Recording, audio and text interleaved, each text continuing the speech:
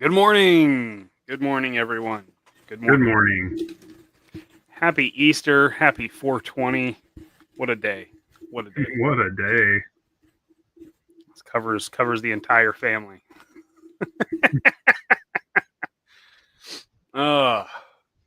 Good morning, Shane. Happy to have you on board. Cliff, good morning, sir. 610. Attaboy. Attaboy. Not like us heathens out here. Proud of you. Mom, good morning. Good morning. Shannon. Well, we made it another couple of weeks. So y'all been on good behavior. So you get another episode, a couple of kooks. Episode 8. Already on 8. That's awesome, man. That's awesome. Dad has been hard at work, sculpting and modeling and, really putting in the work. I've been painting. Yeah. Putting in the work. Painting. Some kind, some way. Yeah. We've got some stuff to talk about today, huh? Got some new sculptsies to look at, maybe? Yeah, we got some sculpting stuff. We'll do a recap of what the project is and kind of how we got here, and just for anybody that might be catching it for the first time.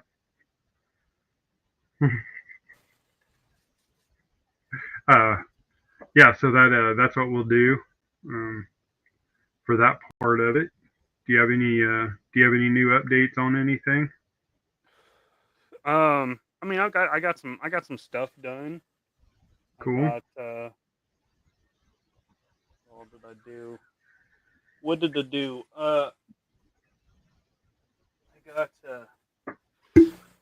got Night Force Blaster all finished up. Nice. Let's see if I turn that on, is that gonna wash it out? Come on. There we go. That's better. Oh yeah, that's good. Yeah, so he's all finished up. Can't remember where the kit came from. I think it was one that Collectible Carnage had. I don't know if is it a Dawn Man? I don't know. It's not Dawn Man. Okay.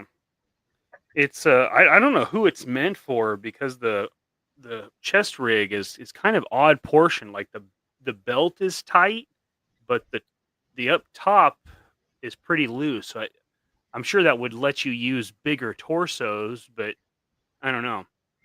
I went for a airborne torso, and I did I think the Big Ben legs is what I used. So Outback legs, whatever. Yeah. And this the little pop, that's just like one of the Crocmaster gauntlets, so that's pretty good. And then a Tomac Zaymont extended glove. So yeah, that's awesome. Him.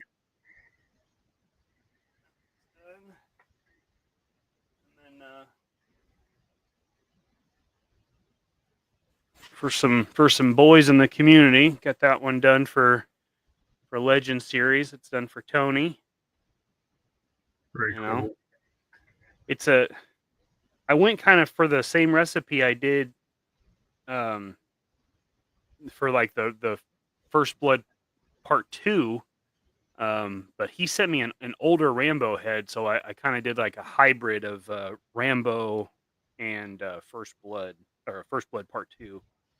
Cool. And then for hey Matt, morning Matt, and then for Zakanin, I got Dutch, got him finished up there.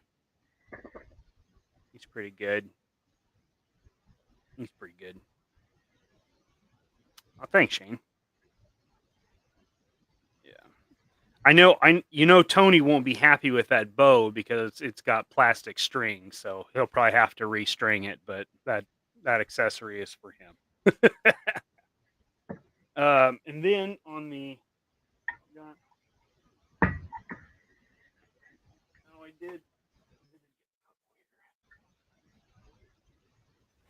I finished up Snake Plissken for Jeff W. And so that is using those Xandar legs, and I'm pretty happy with that. Those work really well. Now that's still that Tomac Zaymont torso, and you just gotta fill in that chest piece, which can be a pain in the ass, but you know, all right. And then also for Jeff W, I have started working on a Riddick, a little pitch black. Mhm. Cool. Couple of movie things there, and then I did start working with one of your kits, which is exciting. I started working on the Dragonski kit, so I just had to do a little prep work to the torso. You just got to grind off the hose mounts on the torso for this one with a tripwire. It's not necessary, but if you're using You want to start with that purple base. yeah, if you want to start with the purple base, or maybe you don't even want to do any painting and you just want to you're just going to deal with the purple, what you got to do is just grind this hose mount off and grind this hose mount off, and this chest piece that John modeled just really just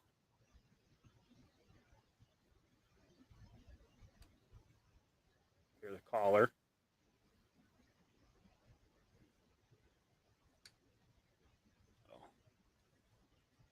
Not the collars because I put the backpack on it, and then it just kind of it pops right over. I mean, it's a nice snug fit on it. So yeah, so just the only thing missing out of that kit now is leg pads, and without a 3D scan, that's a bit of a extra challenge there, I think. It really is.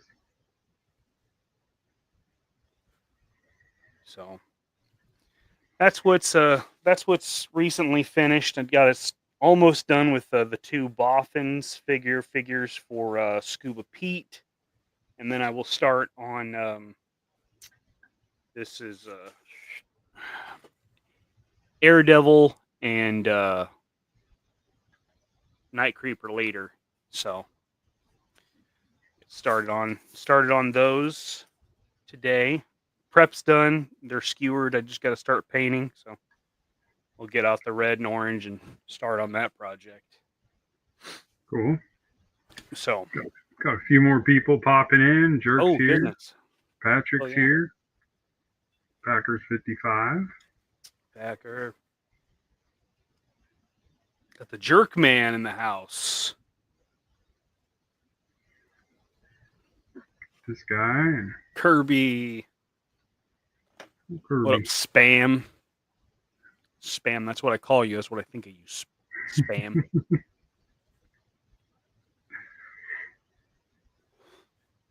All right. So what do you got? What do you got? Okay, so about show off. I'm going to talk about the kind of started some of this, how our little project here for DFW, and a little plug for that.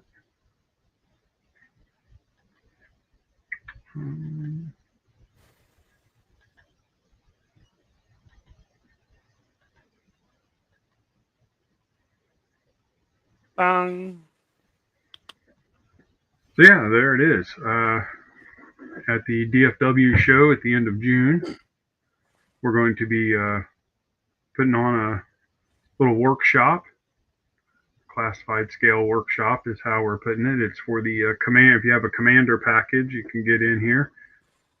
We'll be doing some basic stuff. The little picture of our astronaut guy. We're gonna start with a Destro body. We're gonna pop him apart. Mikey's gonna go over boil and pop techniques or heating it up. We'll have a couple of different ways to do it. We'll break down that body, which breaking down that body is a pretty good one to break down. It is a pinned body, but it does have a piece that you have to remove from the plastic. It's got a few other things, but we wanted to start with a basic, pretty good black body. Some of the Destros will, of course, have the gray patches, of color on them. But they will match the theme of what we're doing. And last week I talked about kind of what I was going for. I did the quick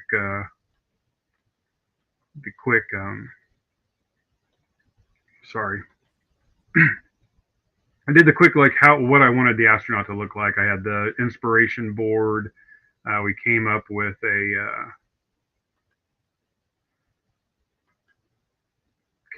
design, and this is a pretty rough design, but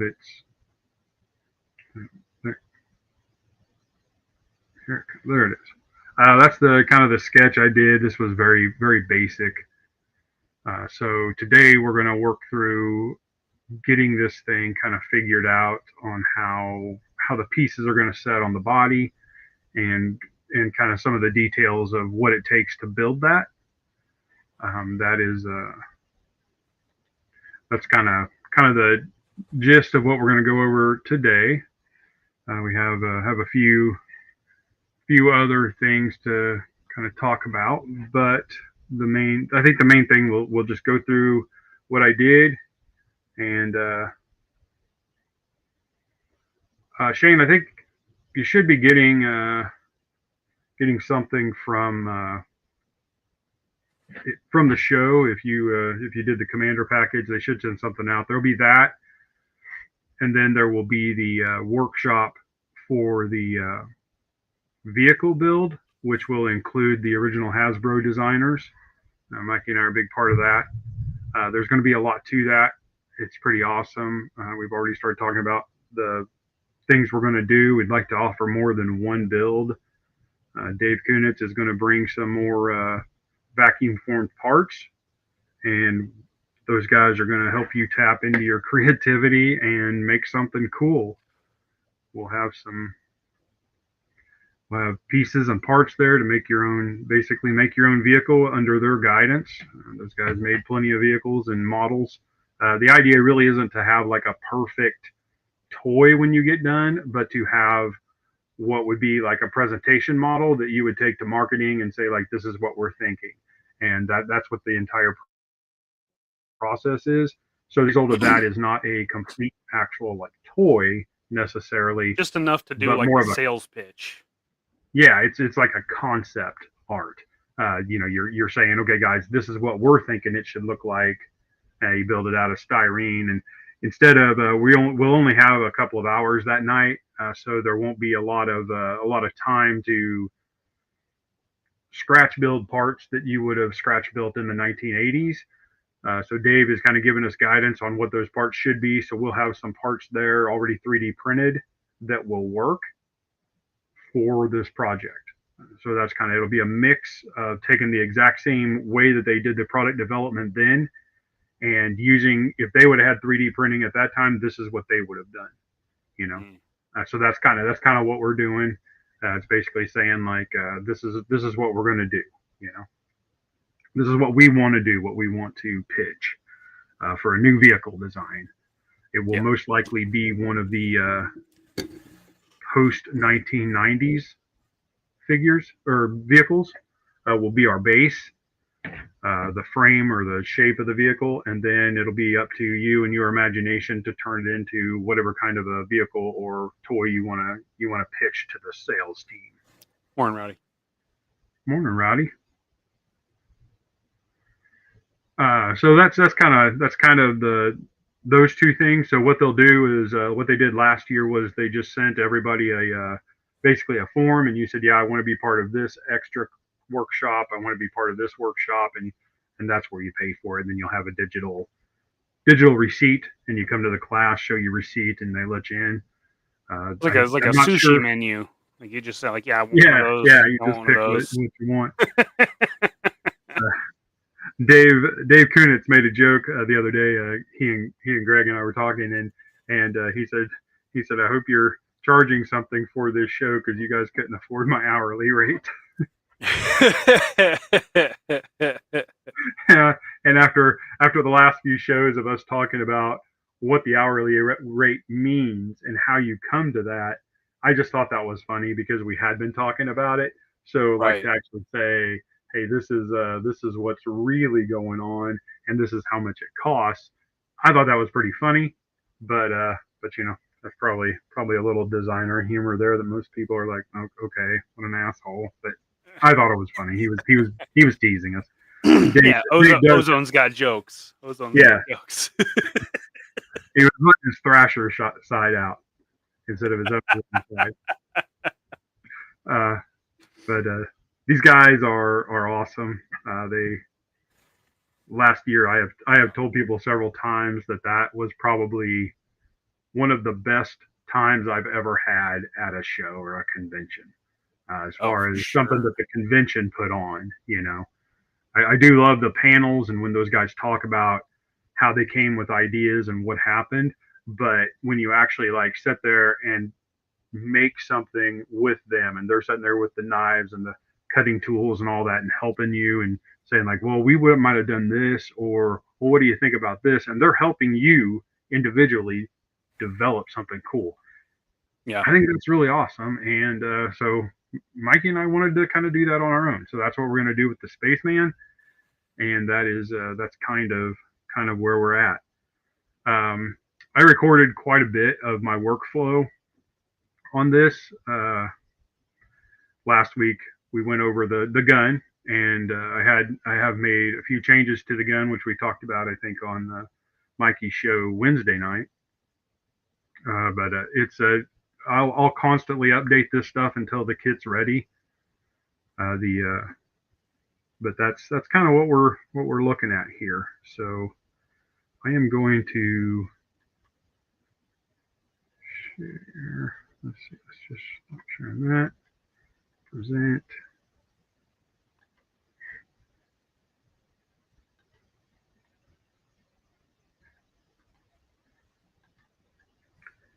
Jump over here.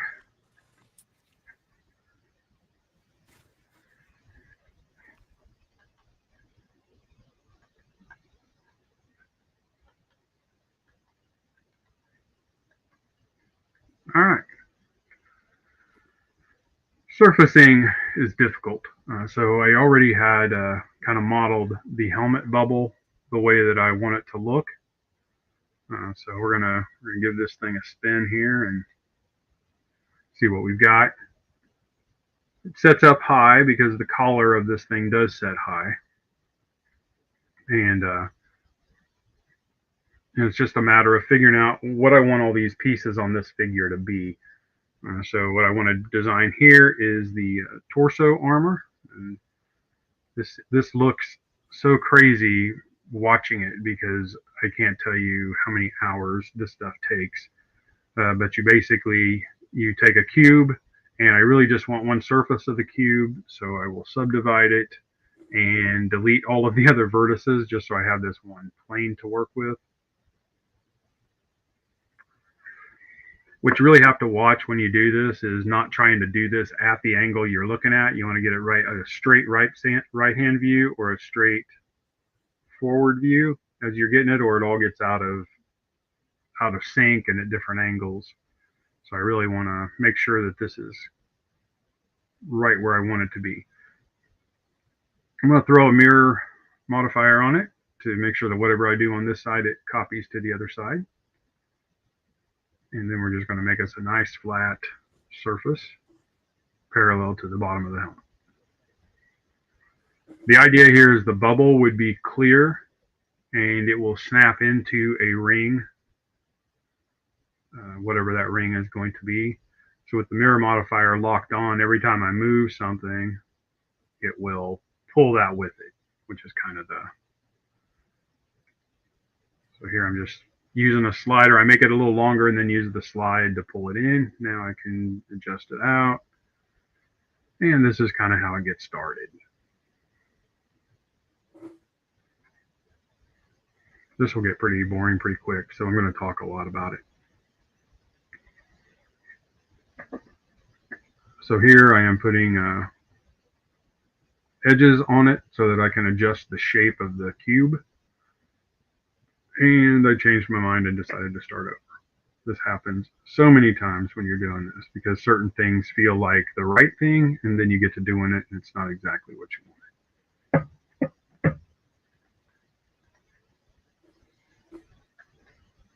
Skip ahead a little bit here. So here I've kind of got the basic shape of a circle. I'm going to drop this down. The astronaut, one of the designs I looked at had this ring around it. The Buzz Lightyear figure kind of has this ring. And even though the ring may not exist later, this is what the entire set of armor needs to incorporate. So that is why it's done first. Morning, Turk. Good morning. Now this is just going to be the base of the actual armor itself. I don't have anything yet for the piece of the bottom of the helmet. This is just kind of getting a baseline. Me neither, man. That's above my pay grade. I'll tell you, Patrick, it just takes some time, and you, as a creator, you want to just sit down, and I sculpted clay and resin for years. So to switch to a digital medium was not easy at all. And you can always do in Blender. There is a part of Blender. Blender will do almost anything. Blender does everything from this basic modeling here to full-on video creation. You can actually make a mini movie in Blender. You can articulate. You can sculpt an entire body and put a skeleton in it and articulate it, animate it. This program, for a free program, Blender is incredible. Wow. But it's incredible at a lot of different things. So that kind of means they have a jack of all trades, master of none situation. But Blender is the best all-purpose software that a regular person could afford. Like, if you have a business, then and you want to spend $5,000 on animation software, then do that. But just to do this. And as with the gun, I did all that in Onshape, which is a free CAD platform. And it works great. And I may at some point pull this, once I get this all sketched out how I want it, I may start pulling parts into that just to have the mathematics of CAD. But before I can do that, before I can do any surface modeling in that, I really need to know what I'm going to expect from it. And a little bit later, I'll show you an Onshape project from recently. But anyway, so we're still going at it here. We're going to kind of set the shoulder height, kind of what I have to have. Now this honestly is not probably going to be what it's going to look like at the end. There will be a lot of changes, but this is just to give me an idea of what I'm making and what I need to push for.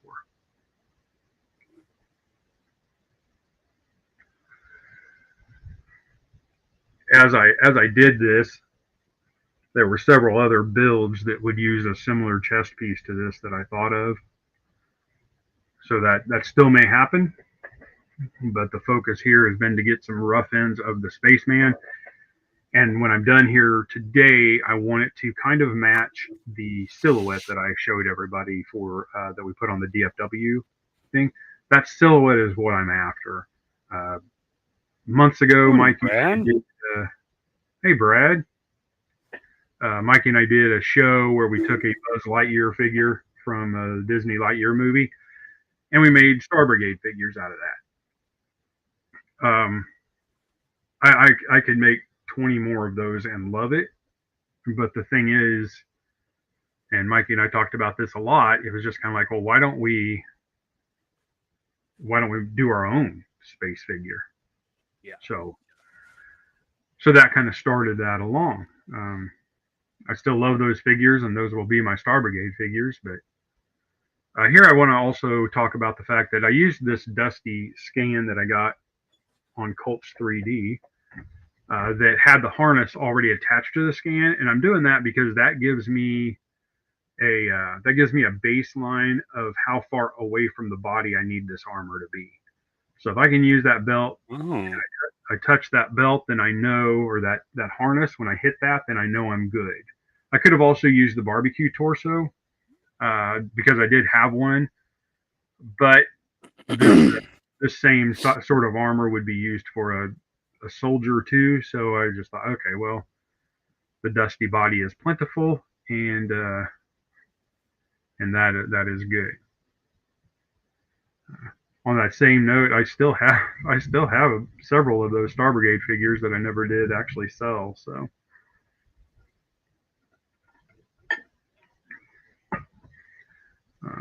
I think they're on eBay right now.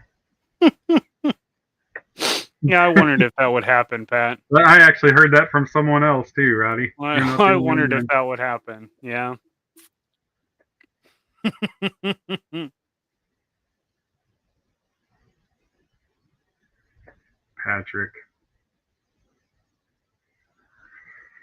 Patrick, you weren't the only one, man. What'd you say the name Brett, of this? This is Blender. Blender. Now, what's the advantage between, like, I hear a lot of people use ZBrush for this kind of stuff. What's the advantage to using this as opposed to that? The main advantage is price. Okay. If you're not a student, ZBrush is expensive. Okay. If you are a student, honestly, a lot of this software, if you're a student, you can get really good prices. And they say, are you a student? And really, most of them, what they mean is, do you have a .edu email address? Mm-hmm. You know what I mean? It's not that you don't have to prove that you go to school there, so that way faculty and everyone else can take advantage of it. Sure. The Blender's free. Blender also is an open source program. So there are tons of people out there that have been using Blender for years, and they come up with add-ons. There's a whole practice within the community where people just come up with new things. When I first started, the mirror modifier was nothing like it is now.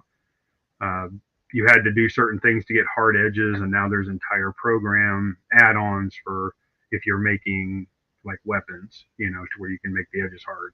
But like I said, it's not mathematical. Wow. There are programs you can get. Have a good day, Kirby. Thanks for popping in, buddy. There's all kinds of okay. Yeah. We should have a pretty good display of figures. We should. Brad, the Blender was kind of a home. It was just a bunch of people that decided they wanted a better option out there, so they started making their own stuff.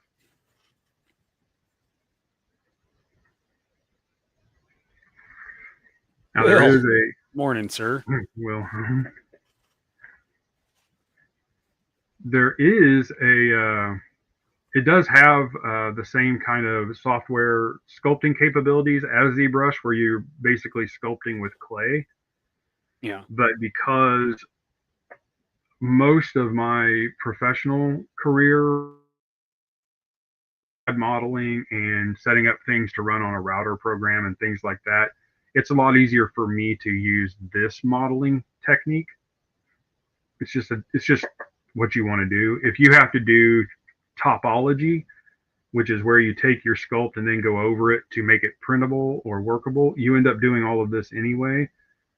So for me, it's just I might as well make it all work in one shot, and this is easy for me. It's not easy for everyone. A lot of people can't do this. Well, as we know, a lot of people's minds doesn't work from the engineer or design, mind. Like you know what you want, but you don't know how to get from A to B. Right. All the nuances that come with it. You mess with that a lot, and I'm sure Brad knows this probably as good as anybody, but definitely. You can design and draw something cool on paper, but have no idea how it could ever become reality. It just looks cool. but then somebody has to figure out how to make it real. And you're gonna those people are usually split between mechanical designers and just design, graphic type designers. Right, right. Somebody's going to be the one that comes up with the 63 split window Corvette. Yes, yeah. And then everybody else would be like, why would you do that? Why would you put the split right in your rearview mirror? Well, it looks cool. Right. But there's function before form. Yeah. But that's kind of, there's a lot to that, and it doesn't mean anybody's way of doing it is better or worse. This is just my good deal. Shane's gonna be on a toy hunt. Yeah, so I move it around. I check out all the angles. Like I said, Dusty's just my base torso here, just so that I can make sure that this kit will fit several different ones, even though we are going to build this specifically for Destro. Right. Yeah, Brad, it does. You can. One of my first exercises was modeling a hand in here. That's one of the first like advanced courses that you can take in Blender, and then you set up a skeleton, which has, in the 15 years or so since I've been using Blender, that software add-on is amazing. You basically just draw out lines where you want the little skeletal pieces to go and where you want the joints to be, and it will push the model to match at those joint points. It's really pretty amazing. It is incredible. It is, and I haven't spent a lot of time with it, but like I said, that was one of the first things I did was to make an articulated hand. There are faster ways to do this, but because this is in my head while I'm doing this, you'll see me turning the screen just to kind of look at different angles because I'm still trying to shoot for that silhouette. Still want to have that look and that feel. So that is where I'm going with it. Sure. So some of this stuff looks like I do something over and over. It's because this is just raw footage and I didn't edit it. So there are times here when that does happen. And I've drawn enough shoulder pads that I pretty much have this workflow down. I'm going to extend it, scale it. There it is. And now I'll join the edges. Once I get that where I want it, probably scale it back a little bit. Here we go. Close them up. I agree, Will. I enjoy watching it. Similar to watching, like Bob Ross paint happy little trees. I like watching the process. It's very interesting to me.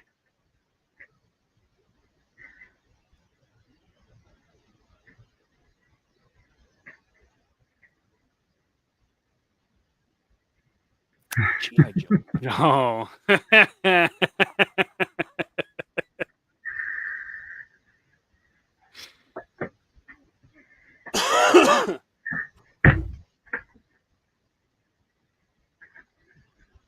Man, this is what's so hard. Man, I will do. I have Blender files of things that I started and then gave up on, and then years later we'll go back to it and just hit it again, start repairing things.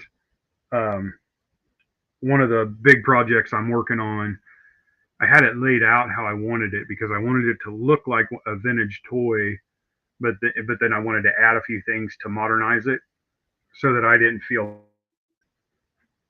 having it 3D printed and selling it. So that makes sense. So I went back to it yesterday just for a little bit, and as I was doing some things, I realized that I wasn't going to be able to get what I wanted out of it the way it was, so I just had to remodel the whole thing, and it happened. Damn. But that is what happens to creatives all the time. There are painters that have, just stacks of canvas where they did something, got to a certain point, they just didn't feel it anymore, and they stopped. And if you watch, there's several pages, YouTube and otherwise, of artists that are, that I would consider true artists that paint and and bring stuff like that, museum style art, they struggle with the same thing, and they talk about it very much in their videos. They'll discuss that. They'll say like, hey, you know, for every painting that I get on a wall somewhere, I've got 20 that never got finished. There's one guy, I cannot remember his name, that I used to watch a lot. He actually had a video where he took a project that he had given up on and brought it out and started it back up. So it was pretty cool. It's good to know that you're not the only one that struggles with that, because I think everybody that does this struggles with that on some level. When you bring a finished piece up to somebody and they're like, man, I don't know how you did this. And sometimes in your head, you're like, you know, I'm not really sure how I got it done either. Because there are days when you don't want to touch it. There are days when you have 40 other things you need to get done, but you can't get it out of your head, you know? So that does happen. Now, I'm going to cheat here with the knife. So if I don't like my lines, I've got the surface exactly where I want it. So now I'm going to just knife out a new shape. But in Blender, you want everything to be polygonal.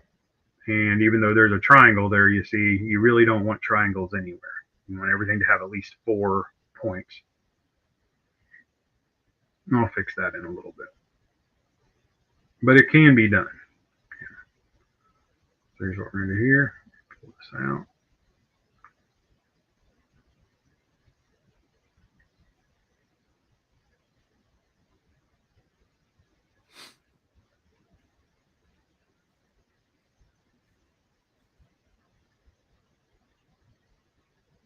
This is scary to watch.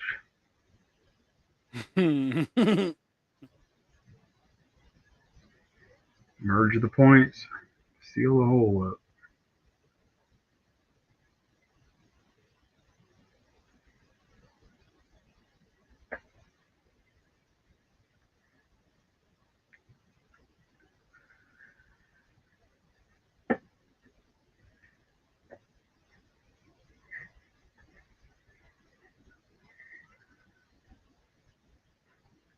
So yeah, this is just me moving lines around.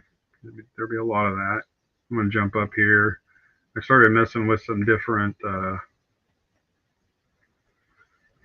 mess with this. There's some edges here that I really don't like, because sometimes the software gets confused and thinks you want a hard edge somewhere. And I'll go back and fix those later. For now, I'm just getting my shape in.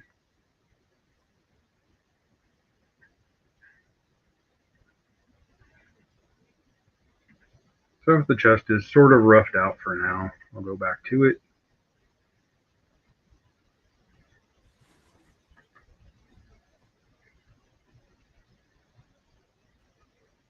And me thinking about what I'm going to do here. This happens so much. I'm just going to skip ahead.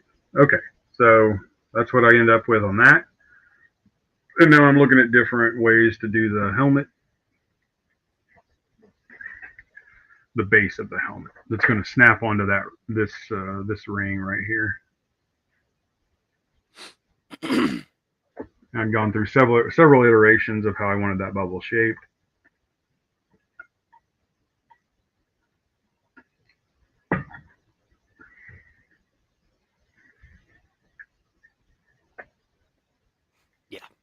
Yeah, it happens all the time.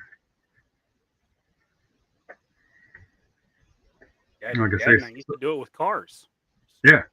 Just walk away before you break it and have to replace it. Just walk the fuck away. Now it worked 50% of the time. We actually walked away. Because what people don't realize or don't really think about, and this as a 3D artist, you really get spoiled by the undo button. But when you're sculpting out of wax, Bondo, making something out of wood, there is no undo button.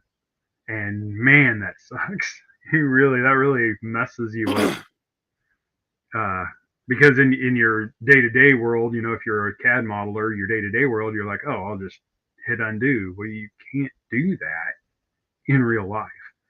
Yeah, you So can't that's, control Z your way out of every problem. yeah, you want to, you really do want You're to. gonna try. I mean, you're gonna try, right? You're gonna shit. I don't have that. Yeah.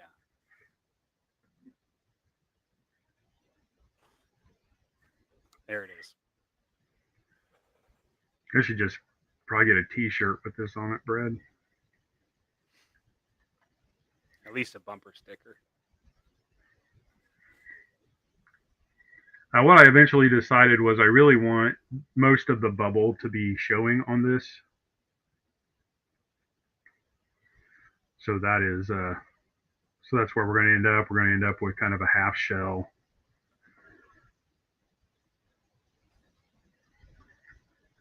But again, I will not, this part will be built in Onshape because I want this helmet to be exact and it's going to have detail on it that will be needed. So what I'll do is I will, these are both just surfaces, the helmet and that part, but I will bring them into Onshape and then actually build what I'm going to build in there. And you'll build hopefully you'll build the bubble out of clear so I can use it to make several other helmets. And then what character you're making just depends on which helmet ring you use. But for the Spaceman, this is kind of the look I was going for. And this was early on in the process, and it does change. It does get changed.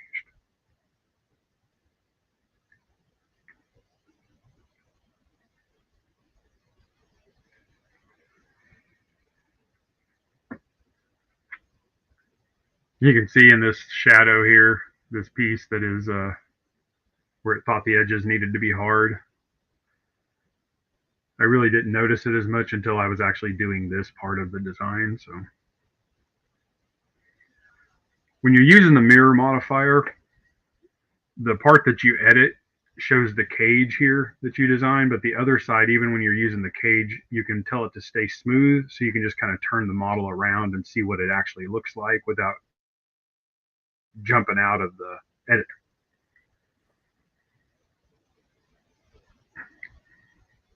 So within this is object mode, which is where you can just see all your parts, and then you jump, when you do this, it's edit mode, and that's what shows you the cage.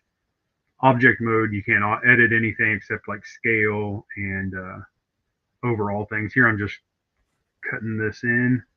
It's an interesting Brad, question. I do have some of those. What I find is that the greebles that I make are are almost always specific to the project.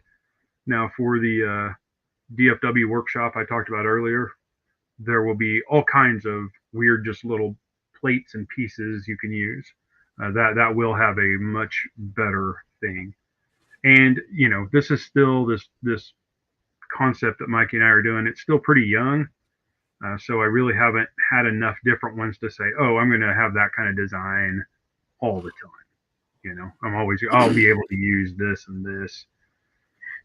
And what I have found is that in Onshape, that's where I do most of things like that are little detail pieces, and then I'll make an STL out of them, pull them into Blender, and then I have the perfect mathematical shape that I want to be on there. The sci-fi armor has the pieces on his shoulder on both sides.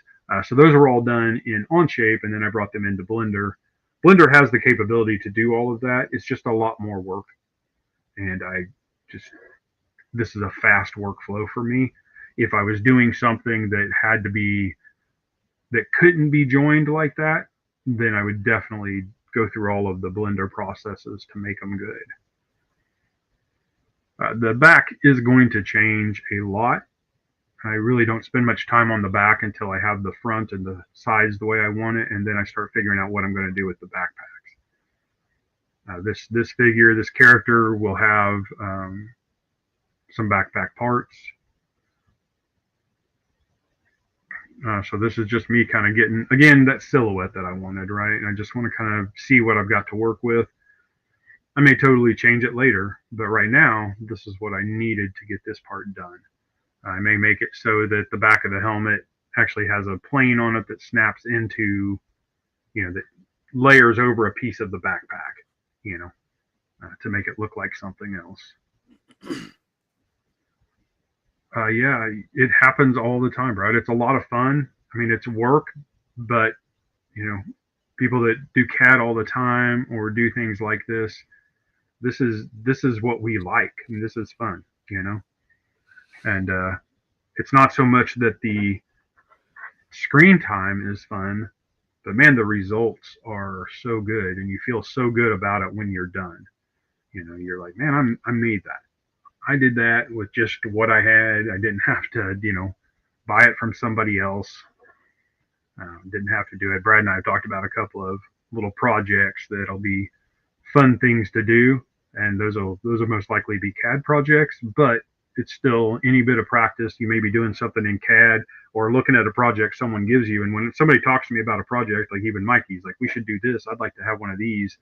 Then I immediately start coursing through my brain. Okay, what am I going to use to do that? Yeah. And it just depends. The more surfacing, I try to use Blender as much as I can for surfaces. But as I'm getting better at Onshape, I'm starting to learn some of the tricks there.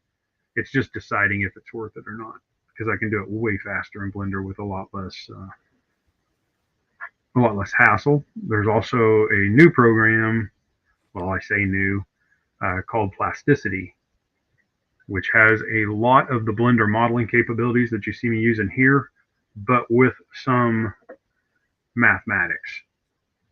So you can do, the only thing it doesn't have compared to Onshape's parametric, and we've talked about this before, but parametric means that I can go back in time to a step 20 or 30 steps ago and say, hold on, I want to insert this here, and then it changes everything else in your tree, everything you've done.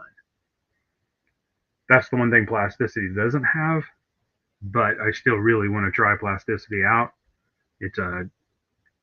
There is a 30-day free trial, but then you either have to make a choice between $100 a year or $300 a year. Oof. The thing about Plasticity is it is software and it's yours. Once you buy the software, it's yours. With that initial cost, you get all the updates for the next year. I think that's just because they haven't quite figured out how they're going to set up their pricing structure yet.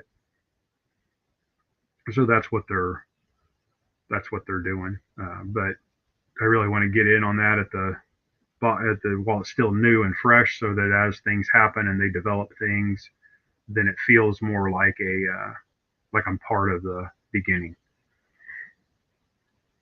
And then if it goes somewhere, it goes somewhere, and I'll be one of the first people that ever really used it. So you see, I did here. This was a triangle, and by adding this little line in here, now it has 4 points. So now I know it'll translate into an STL much better. And looking at it now, I realize I'm going to have to rip most of that out and redo it, but that's okay.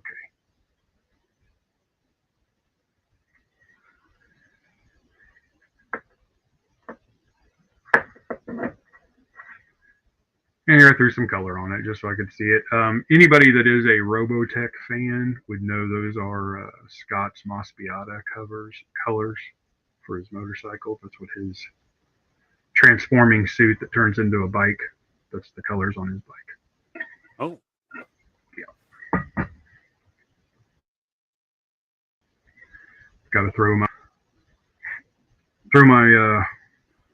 Roboskull or Robotech love out there. So I'm going to work on the belt now as I go fast. Really, this again, it's for the silhouette. I want to see what it looks like and what it's going to be. So I look at the bottom and I just kind of make a cage around where the dusty belt kind of touches. So I know that's a good outside outlier for the size. It is way too big here, but that's okay. That's what scale is for. Now I'm just going to pull them in, shape. Again, I'm using that dusty belt. And it's not his belt, it's that skirt piece that he has. But it does give me an idea. Now I do have a subdivision modifier on here to make it look smooth. You don't have to do this. I do it just because I'm doing fluid shapes, And so I want it to be as I want to be able to see the curvature and how it fits. Now, when you're doing 3D modeling, you saw me move that line there. When you're doing that, you really want the squares and the shapes to be as close to the same size as possible. That really helps it when it translates into another program or does something else. So you see me doing that. That's why I'm sliding some things around. I know the belt buckle is going to go here, so that's going to be a little wider piece.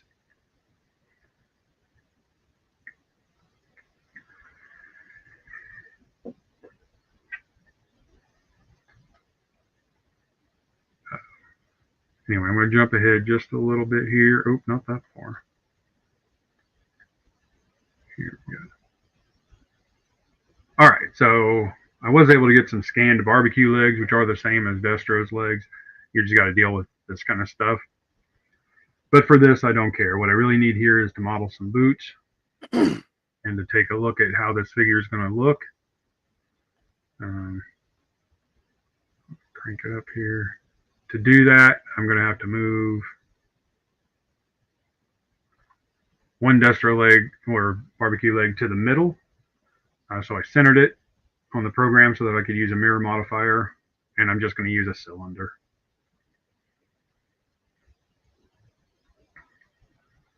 It always takes me a minute to figure out which thing I want to use. I don't need 32 vertices just to make a sculpt here. So make it big, and then I will somehow take this cylinder and turn it into a boot.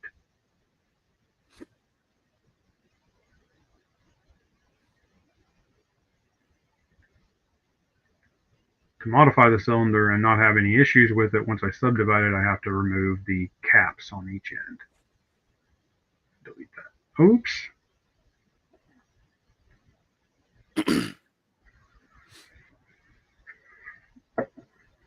Explode them. Like, no, not really. What you bring it in as a STL or a OBG file, you just bring it in as a solid, and then you can do that.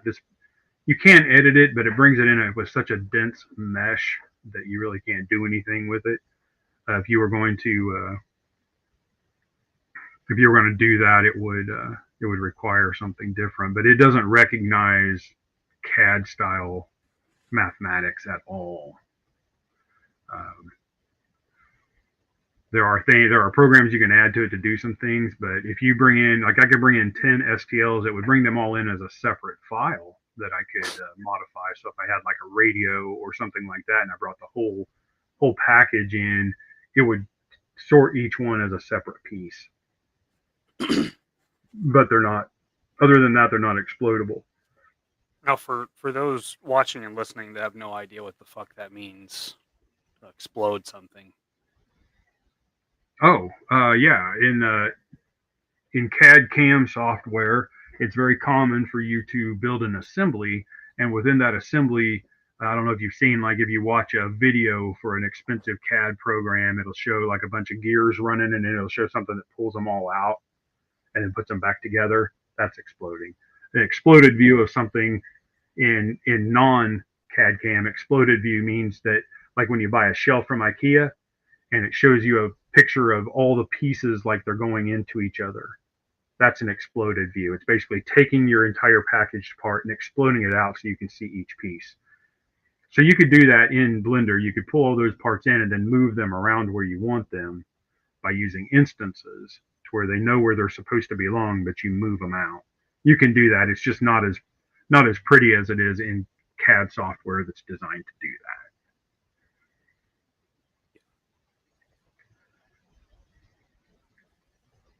On this, the idea will be on these feet. What I end up with is not quite as big as what they're going to end up being. They're going to be a little bigger than this. And right now I'm entertaining the thought of having it be two clamshell halves that go together, and then you don't have to worry about things like trying to stick a foot joint into it, or you don't have to worry about this will be part of the design. So when you snap it together, that will just happen. You'll snap that into the leg. But again, that's all in my head, trying to figure it out.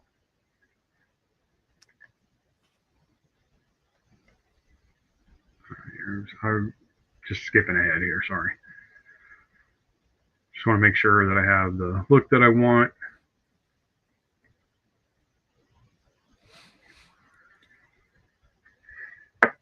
I want those jet nozzles for the jump boots to stick out the back.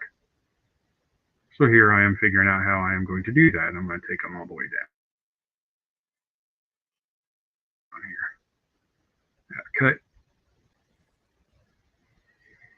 Extend it straight out. Rotate the angle.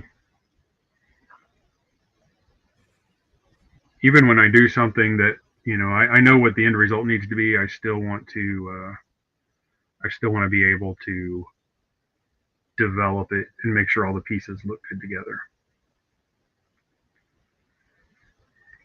Like I say, I'm shooting for the silhouette here, so pull that in, extend it out. Oh, there it is. Boom. Very rough.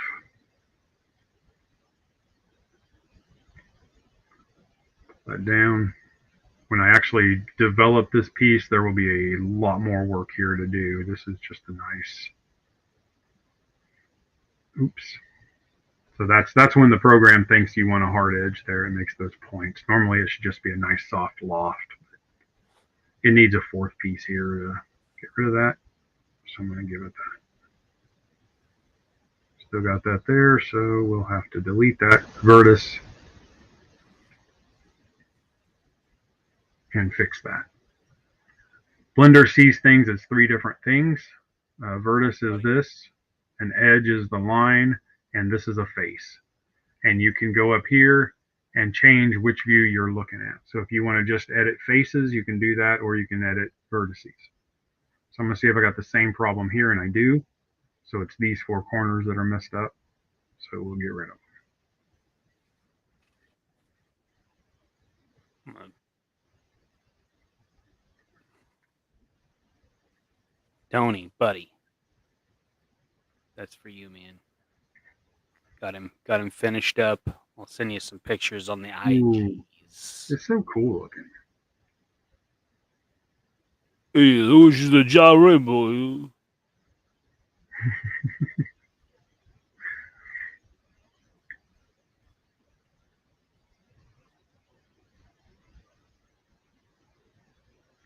This is frustrating, but it happens. Okay, I'm going to jump ahead. This is where I'm going to place the lines for where the leg armor would be.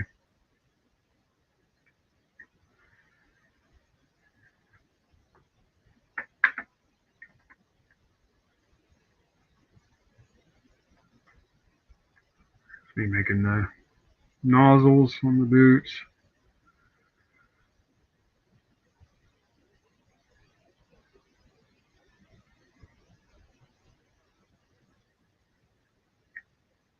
You see, this is what I was talking about earlier. I'm modeling on the cage side, but I'm looking at the rendered side.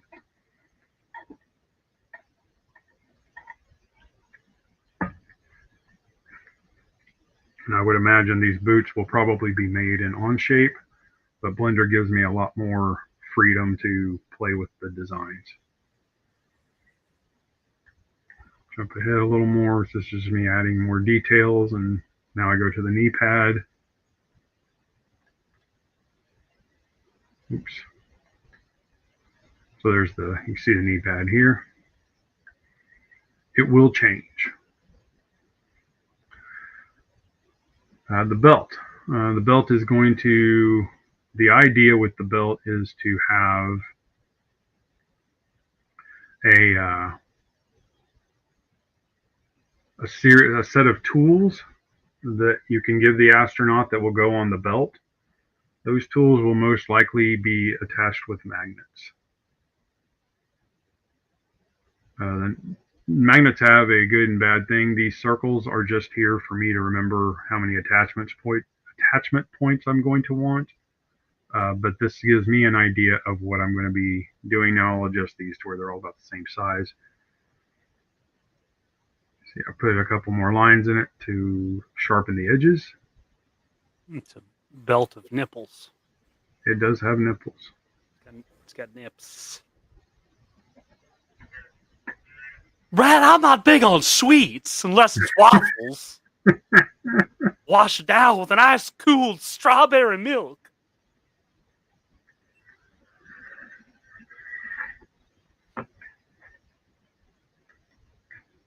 Hey, Blake. What's up, sir?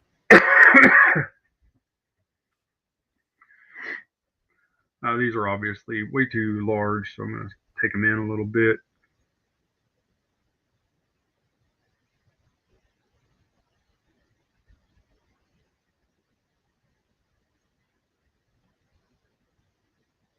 And we're just getting the shapes here in place.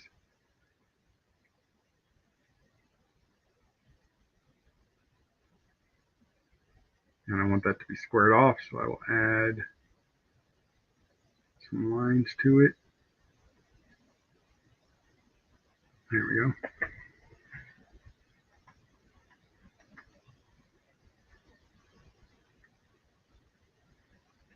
And I'm going to need that belt to be a separate part here eventually, but for now, this is what we're looking at.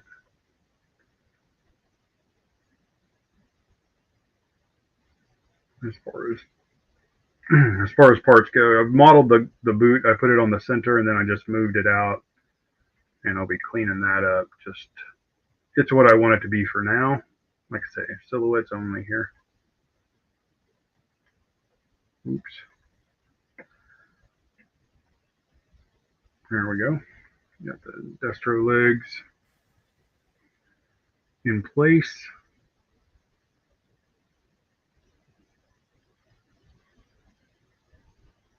Arms. Now we need a bracer. The barbecue arms have a pretty good sized bracer, so I'm gonna go in and make these bracers. There's the space gun.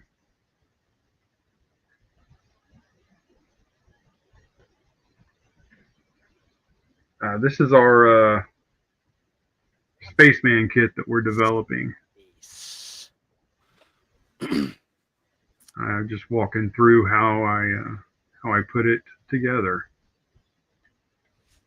Yeah, that's all right. That's all right. I don't recognize your name, but one of the things that John and I do, John is my father. He does 3D modeling for kits that we make. Like this is one that's in progress, but he modeled this Dragunsky stuff to go on Classified or Monster Force, Valaverse, whatever. Thanks, Brad. Have a good one, man. Happy Easter. See you, buddy. Happy Easter, man. And then you can get those from coupleofkooks.com or message Dad and order and just expand your 1/12 scale toys. That's something we do. A little backstory on us, but man, appreciate you being here. Here I'm just throwing some color on. I set up a material color that I liked, a super dark bluish black, and I just made all the add-on pieces in black so that I can see them. Blender is the name of the program. Blender is the program. It's free. There's tons of things to get you started. Here you can see the clearance of the helmet and the Dusty head. So that would be another advantage of using a scanned figure, is you can actually see where the neck rests and where the top of the head would be.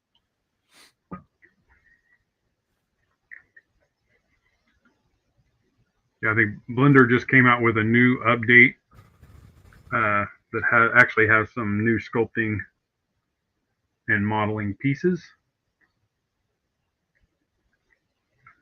Now this is going to be my bracer here. You have to see if you can model some new feet for it. Give it some nice. Oh yeah, I got an idea there.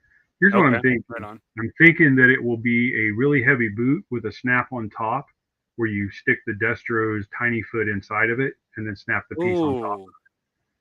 That's a good idea. You would epoxy the foot to the base and then have a shell that snaps over it. That way you still got the ankle articulation. Okay. as opposed to trying to 3D print and model joints that actually won't bust apart. Well, but with the foot, you don't have to. You just have to model the hole because the peg is in the lower leg.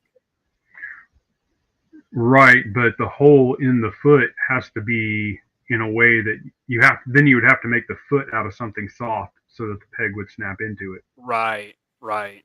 See what I'm saying? That's a tough blend. Yeah. Okay, Yeah. I gotcha. Here I'm going Okay. to mess with this while it's centered, and then I'll tilt it to actually fit the. It really does look ridiculous at this point. In the It spirit of does. Easter, I was making an Easter vase, Oh, an Easter vase. something special to take home. Mm. So I'm just going to jump ahead here. I know the barbecue. I like the shape of the barbecue gauntlets, so I'm going to continue to use them as my concept here. I'm going to put the bump on top to look like one of the drawings that I had on my inspiration board. Here I am overdoing the line so that I can put these Morning, Joe Fan. drops. Good morning. And I'm going to want those squared off a little bit. All that stuff will matter later, but for now it's just a placeholder for the design.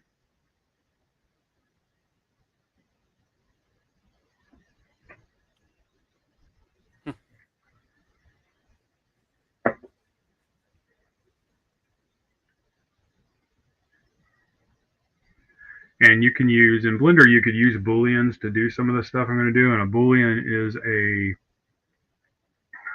I guess the best way to say it is that it is a way to add or subtract material from a solid model. But the thing is, it is a resource hog.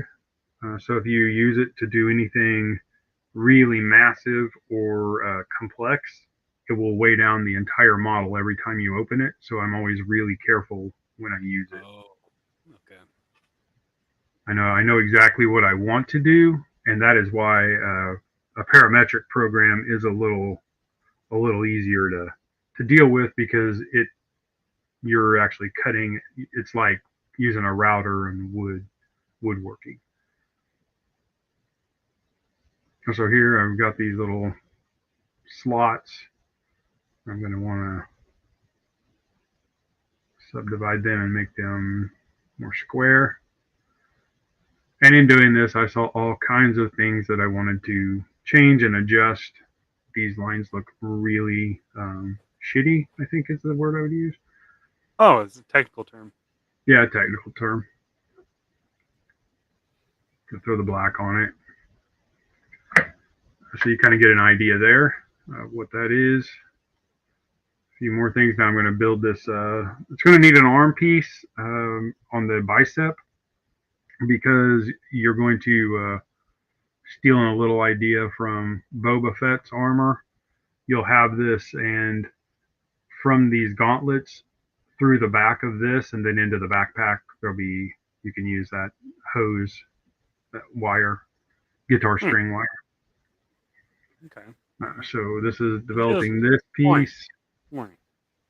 Happy Easter, gentlemen. Happy Easter. So this is the Spaceman kit that Dad and I will be holding a class at DFW to make.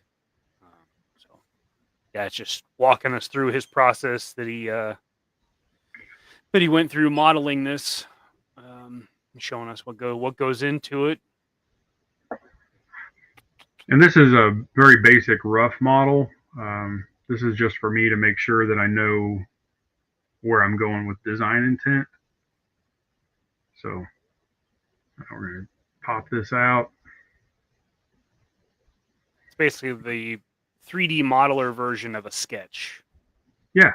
And you're just kind of drafting it in there, making sure proportions are right, your ideas are going to work physically, which is easier to tell with the 3D scans of existing figures. Oh no, okay, that would work. That's not going to, impede something like that.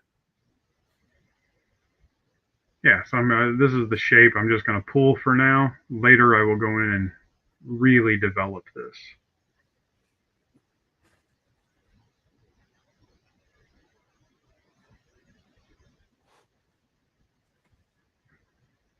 Oh, right on. Well, thanks for being here. Happy Easter. Happy Easter. Happy 420. You know, whatever you're into. Uh, sweet.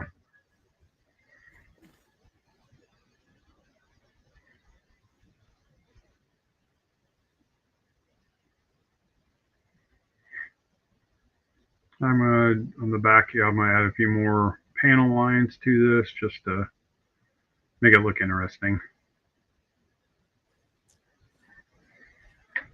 This questions come up again, so this can be exploded. This program can't really do that because it's not technically a CAD program. It is a design program, but not in the way that CAD is. It's kind of this kind of a precursor to CAD, like kind of like that would be your next step in advancing design would be through a CAD program. Would you say? Yeah. I mean, you can move these parts around. There's a thing called instances. Like if you're drawing, you're doing like you're going to make a town. Like that's one of the things that Blender does for scenes. Like if you're going to make your own movie or your own game. So if you just have buildings that kind of look the same, you would make one building and then you would do an instance where you put that where you want it in the scene. So it right now it looks at this as a scene. I'm in a scene right now. So you can move the parts around. You can change where their direction is or where they're placed and all that. And then anytime you make a move or a change on the original part, it will do it on all of the instances. Yeah, I mean, I think so, Blake. He wants to know if we're on Yeah, track to have everything ready for DFW. I think so. yeah. We'll have. I mean, the sci-fi kit will be ready very shortly. The Dragonski kit, it may not get the leg pads in time, but you'll at least be able to put together a pretty good Dragonski. We'll have those kits. This kit, there will be the version for the class. That one will be ready, and then we'll have them available to for anybody to make other astronauts in a different color. But the black ones will be just for that class, just for that workshop. So we're about done with this part of it. Then I'll show you the final result, which I'm pretty happy with. But again, this is just the setup for me to get an idea of what I'm going to be working with and the shapes that I'm going to need. I threw a few things on it just to make it more interesting. I still would really like to get a hold of a scan of Barbecue's chest or Destro's chest without the neck piece and Destro arms, but it's been difficult finding people that have time to scan that stuff. So,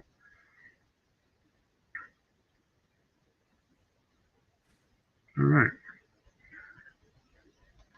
Hoff is asking how much is the class? It was $50, correct?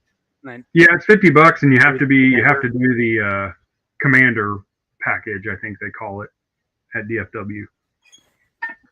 But again, I talked about earlier, the commander package at DFW is a great package. It gives you quite a bit to work on. A lot of stuff to do. I think you get a T-shirt. You get whatever prizes they have when you come in for that.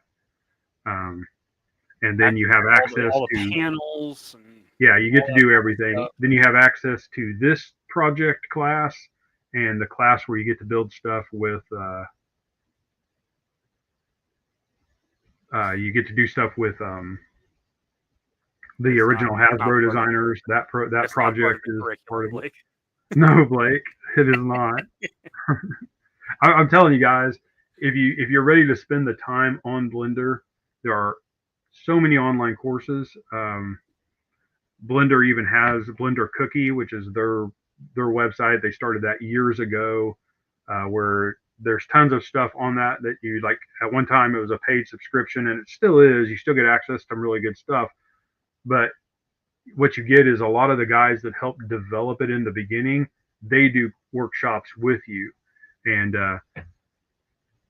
but so much of that is on YouTube. Like you can grab YouTube videos on how to make this and how to make that.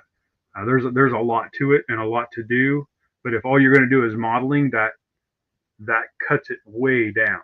You know, like I said, Blender can do everything from a basic clay model like ZBrush does to what I do, and then all the way up to fully animated feature films and game design. So there is that. Let's so I'll show you guys what we've got so far, how he looks here. There we go. This is what we're going to be looking at. Let's just hide this. It won't be Dusty's head, but this will be kind of the look of him. Hell yeah. And you see there, I've kind of got the silhouette I wanted. Got these are popped out. I've got the shoulder pads, the bubble helmet. Like I say, the legs need a little work, but it gives me a good representation of what I need. There's the rifle from the original sketch that we did last week. So this is kind of the proportions of what he's going to look like. He'll have a backpack and pockets and all kinds of stuff. So. No, Blake. No, we're not bringing a computer terminals. I would actually love that, especially to do something like that with other creators. But well, Blake, it's funny you say that. That's because weird. That is pretty much what he's going to be an homage to. This guy right here. I don't know.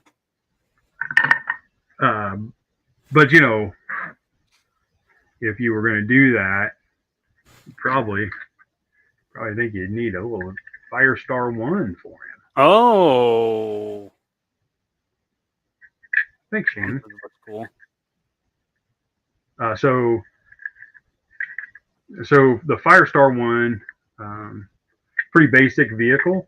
It's got little wheels on it, but I had drawn a design for a drop pod for an individual soldier a long time ago. I called it a Rico pod, which was basically an atmospheric vehicle to drop an operative in. So I kind of thought, okay, what if I put those two designs together? Now, if this thing gets done by the time we have the show, it will not be part of the class. It'll just be an available kit to build. But I will show you. I'm happy to share the progress. Last night I was looking at it to kind of see where I was on it and realized that I had done something improperly, so I decided to just spend some time on it. And let's share this.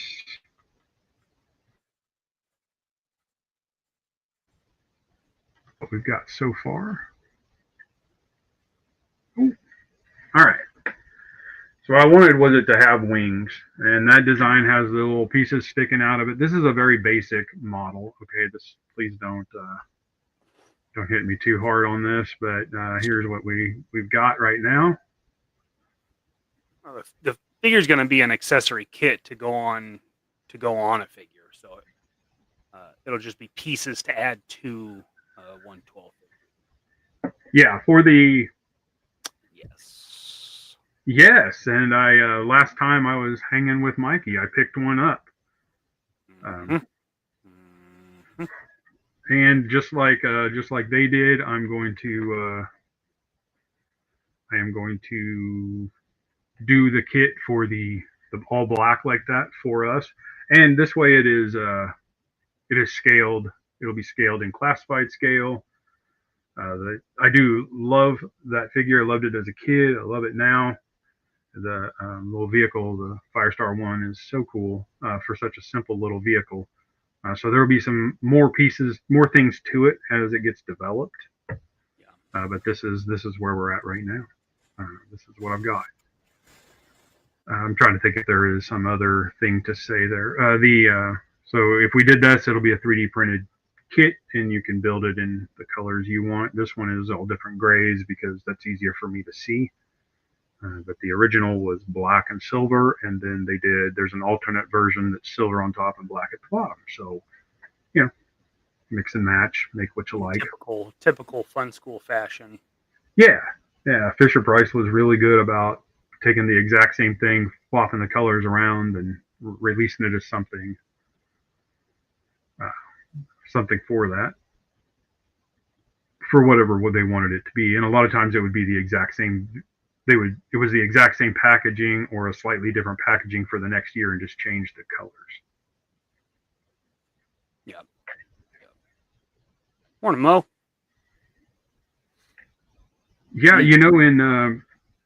in Starship Troopers in the book, they had drop pods, and it's the idea that you could shoot that thing. They would just drop their suits. They had in Starship Troopers in the book that it's suits of armor they wear, almost like mechs, but not as big. It goes into detail about how you had to use your chin to change the radio frequencies and stuff because everything was controlled from the helmet. So it's pretty cool. And the way I understand it, the new Starship Troopers movie is supposed to be based more on the book than the movie. Oh, wow. Yeah, so I'm really hoping for that. There were some great RPGs back in the late 70s, early 80s that were Starship Troopers that had a lot of cool art in them that explained how a lot of that worked. And the idea for this little plane just came from looking at the plane and thinking, like, I could just turn that into what I want, just make a drop ship out of it. There'll be storage in it for his gear and stuff like that. If you're going to make it in 1/12 scale, we might as well add some features that you couldn't really get away with as easily in 1/18. Definitely. Cliff, good day, sir. Thanks for popping in, man. Appreciate you. Have a good day. So that's kind of where we're at. Yeah, he's a pretty bulky figure. He's a pretty large fella. I mean, the good thing about the Cosmic Legion stuff is it feels alien, right? It does, yeah. It all feels like a universe outside of humanity. Mm-hmm. So using like the aliens and the alien races and stuff, and having those with your classified, like that's cool. It feels right. The aliens are much bigger and taller. Yep. But he's really a repaint of something else they did, which there's nothing wrong with that. It's just that's what it is, and their articulation isn't as cool and as good as 1/12 scale. So the class, you're going to bring you a Destro figure to start taking apart. I recommend the one with the black hands, but you don't have to. The silver ones will work. And from there, we'll take this kit. We'll do some boil and pop. We'll do some 3D print prepping, and if we have some time, we may do some touch-up paint stuff, but not a lot. We're just not going to have time for that. It's going to be a short class, but we will try to get all that, and you will walk out of there with this figure with weapons and the pieces to finish him up at home if you want to. So that's kind of the idea. And then if you don't want it in all black, we'll have kits at the booth to buy just a spaceman kit that you can use on any figure that it'll fit. Yep. And I really do on a lot of this stuff, unless it has a very specific design, I try to do my 3D sculpting in a way that it can be used on multiple figures. It won't work on everything because that is impossible to do. But like the sci-fi kit that I think Mikey's going to be working on Wednesday night, that is that has bracers in it that will fit certain figures better than others. But when I originally wanted to do that kit, I was thinking of a metalhead body, but the tripwire body has a lot of good points to it, and it's got the tall, smooth boots, which is what that sci-fi kit had. So that's kind of where that was. So that is where we end today with the Spaceman process. We are at the point where I've got it bulked out. I know now I've taken my 3D or my 2D sketch and sketched out a 3D model. So the next step is to take each piece individually and start developing it. And it really won't work like that. That's the idea, is that it works like that. But what will happen is I will work on something and then pop over to something else and then come back to it. I'll try to capture a lot of that on video. And I will continue modeling it in gray and then switching back over to black for the render shots. But I hope that was interesting. I don't know, man. You spend 7-8 hours doing something, and 7 or 8 hours of your day. So that'll be yeah. So, but the idea is someone will think, okay, I want that for my 1/12 scale collection. I want to have that astronaut figure. It'll most likely, this one is specifically designed to go on the Destro body because the Destro body is fairly plentiful with 4 different versions of it out there. Because you can use Pimp Daddy Destro, Prophet Director Destro. You can use that body too if you don't want to use black, and it gives you a nice burgundy base for an astronaut like the last version of Ozone, that I did. That was one of the Space Star Brigade guys. So that's kind of where we're at right now. We are on track to have this kit done for the show. Plus lots of other stuff going on.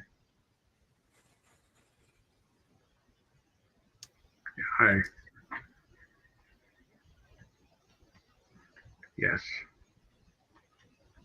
I do too. That whole genre in Japan is incredible. I believe there's even a store in Tokyo that's all Robotech stuff. But that, the Macros, the entire Macros line and all that is so incredible, and there's art books out there with the art. It's so inspiring to look at because the Japanese design is different than American design. They really they do an interesting merge of what is possible and fantasy. So it's the science fiction is ridiculous in the thought that like something, a plane could transform into a mech that was actually functional as both. That would be very difficult to do, but it sure looks cool. And the idea is that the idea is sound, right? Like it's a cool thing to see. And most of the stuff on your shelf is probably there because it's a cool thing to see. If it was on your shelf because it was usable, it'd be in your garage. Or in a safe. Yeah, or in a safe, yeah. But, you see things that are practical, and those are, for me, I'm always amazed when somebody comes up with something new, even if it's silly. I'm always like, they went through the trouble. Like, I had an idea that you could reel up a garden hose. Like, okay. But somebody designed that. Somebody went through what I went through with this toy to design that. And now garden hose reels are common. You can buy them at Harbor Freight. There was a time when that wasn't even something that existed. For reels that do long cords, stuff like that. Stuff didn't exist at one time, but somebody made it happen. So it's true. Always want to recognize that, because those people, if it wasn't for them and the work that they did and the time they put into what they did, no one would ever think that you could take those talents and make toys. It's just true. I have. Yes. Yes, it is. A black and gray one. I love it. I don't know why I love it, but I love it. Yeah, I've got that. I've got that. I think it's Flash Gordon with the glass bubble helmet, 12-inch scale. Yeah, I love that thing. I do love that. The Buck Rogers with the blue shirt from the old TV show. That stuff's so cool to me. Yeah, that old school sci-fi stuff is pretty rad. I do love that. Yeah.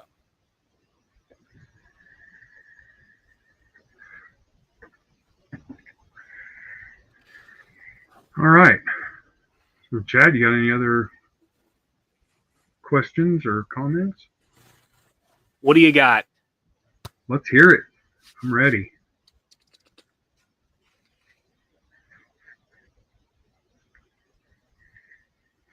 Nothing. I Come will on. say it's cool to see. Um, it's cool to see us, but really, Dad getting to work with Dave Kunitz, because that was really not where this started. Because Dad and I have been doing Joe shows since I was a little kid, but when this started at Chattanooga, the new wave of it, the renaissance of the toy design. Um, this was him and Dave Kunitz talking about the Cobra plane, Interceptor. Yeah. yeah, that he designed and brought to the show, and this was the last Joe Con, Chattanooga, Tennessee, 2018.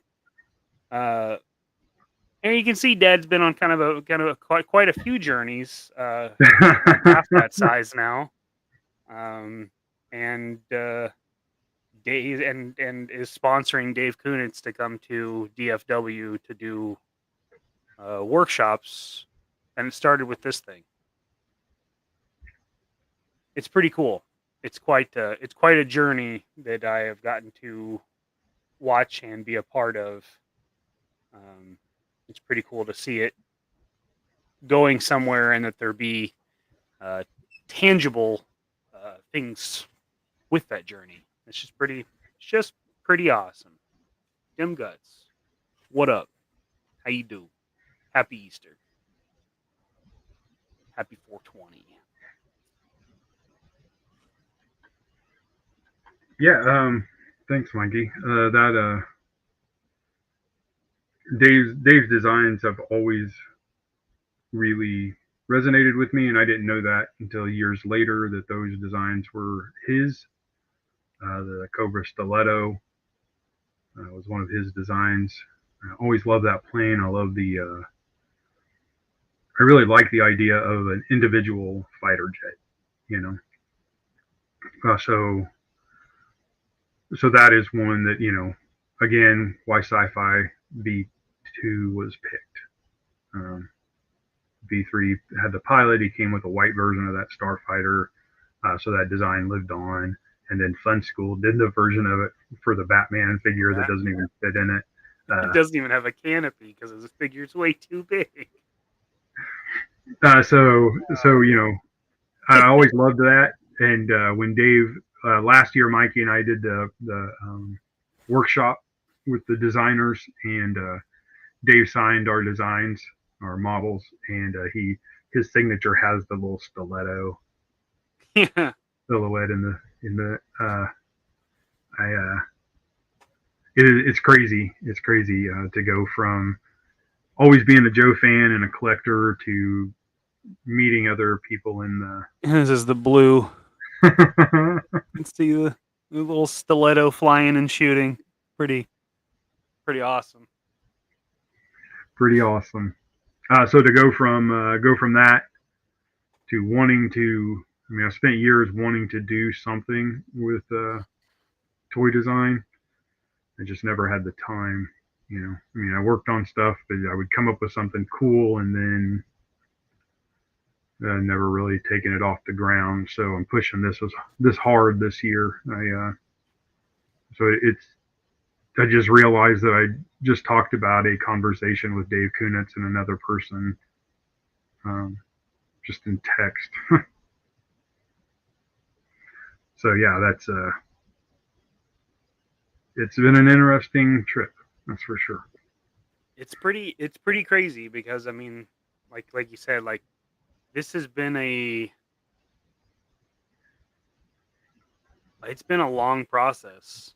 I mean, but now designing toys and like refining it from just more than a sketch or just an idea, that has come light years from where it was when I was a kid, when you were doing the angels, you know, Yeah, the 12-inch figures.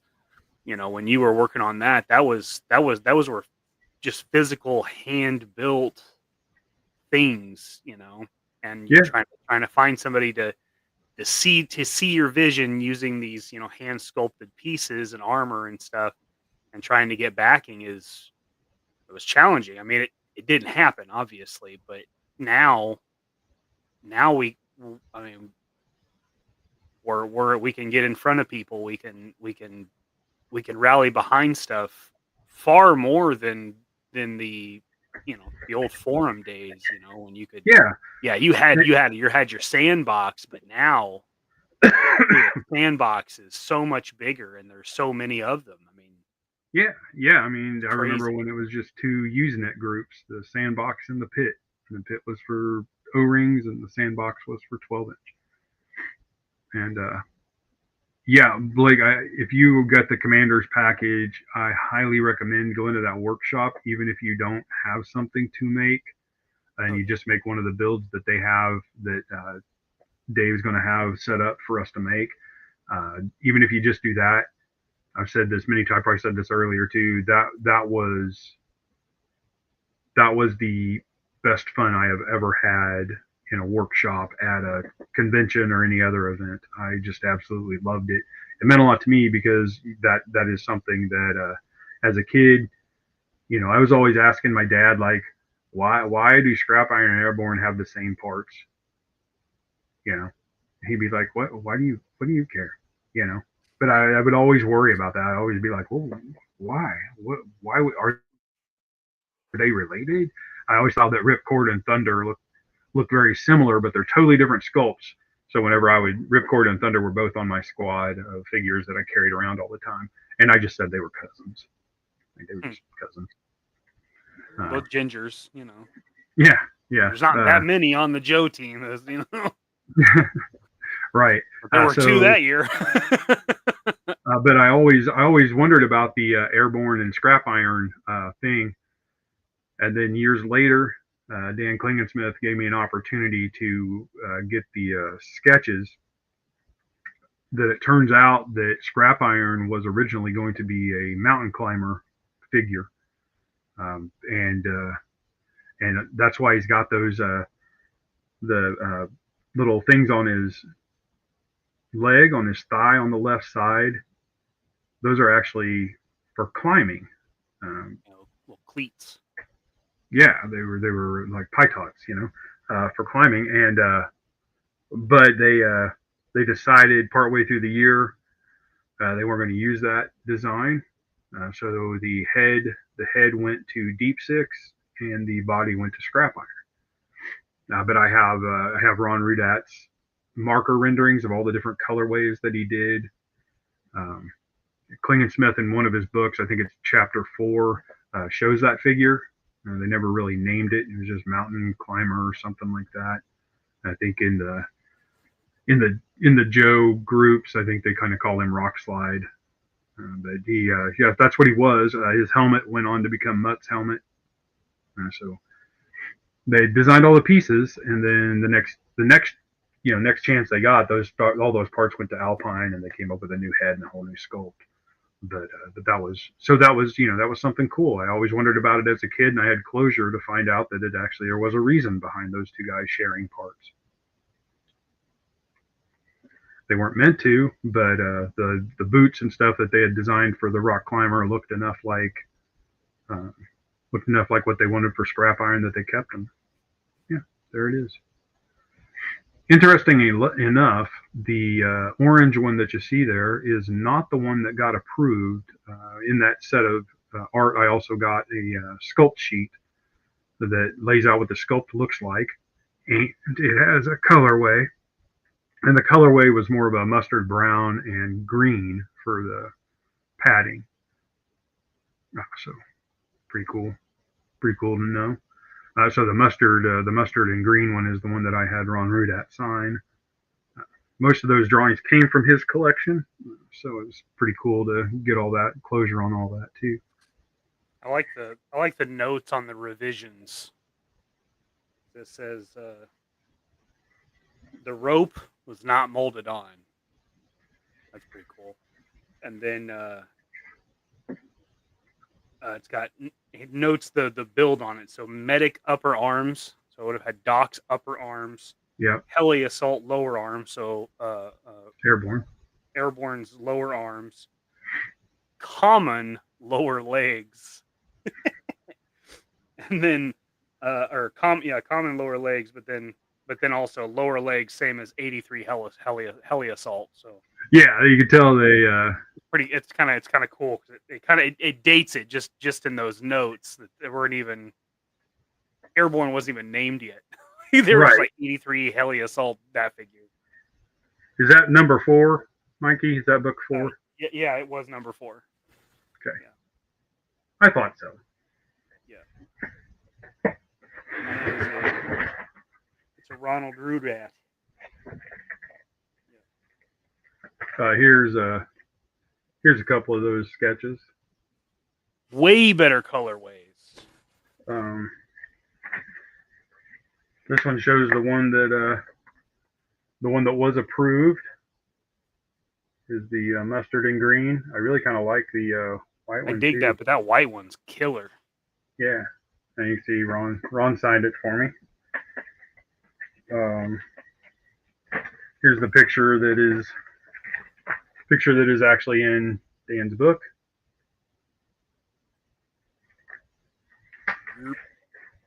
And here's the scrap iron art. They never did a full sculpt sheet for scrap iron. They just did a head design and then everything else. So the build sheet for scrap iron is the same as the build sheet for the rock climber. And scrap iron's helmet was originally designed to be removable, so he has a big gnarly scar. But they were like, yeah, we don't want another piece to the mold, and they just glued it. That's why it's kind of bulky. Yeah, so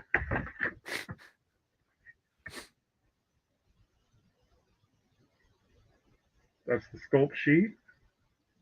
Which is weird because that to me that looks like Cross Country's head, and that was years before that. Yeah. But the thing with Joe designers is they called back to stuff that wasn't used. They didn't throw that shit away. They just came back to it later. So I don't know how many of you guys are familiar with these, but this is the standard sheet that Hasbro used. These are the colors that they commonly used, or if there were new colors, they're here. And then they would put these color swatted around. Oh, why won't you let me? No. Wow. It won't let me bring that up big. That's very bizarre. Hold on.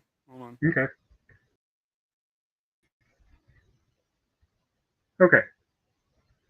So here are the standard colors. And you can tell on this one, they were like, oh, we've got a couple of new colors. There's that mustard. Sorry about the glare. But yeah, so they added colors for this colorway. Here's the notes. Here's your colors for each piece. They have each piece lined out saying what color it needs to be molded in. So this is your molded color here. And then if there's a print logo, it's under pad print, spray 1, spray 2, and spray 3. And then it will say how many ops there are to build this figure. So that is what they used to know how expensive the figure was going to be to make, right? So that's the way they figured that out. And then they would talk about here. They're talking about a molded one piece for him, which was going to be the helmet. It's a molded one piece vinyl strap open. Cool. I love it. And then, so just to give you an idea, scrap iron sheet, same thing, just with Cobra colors. And then here it lies out what the pieces they're supposed to use are. So, pretty wild. And that is pretty much I think that's the whole run of that figure that's available. so much of what you get are photocopies because that they literally made photocopies in the office and just took them around to everybody and said, "This is what we're doing."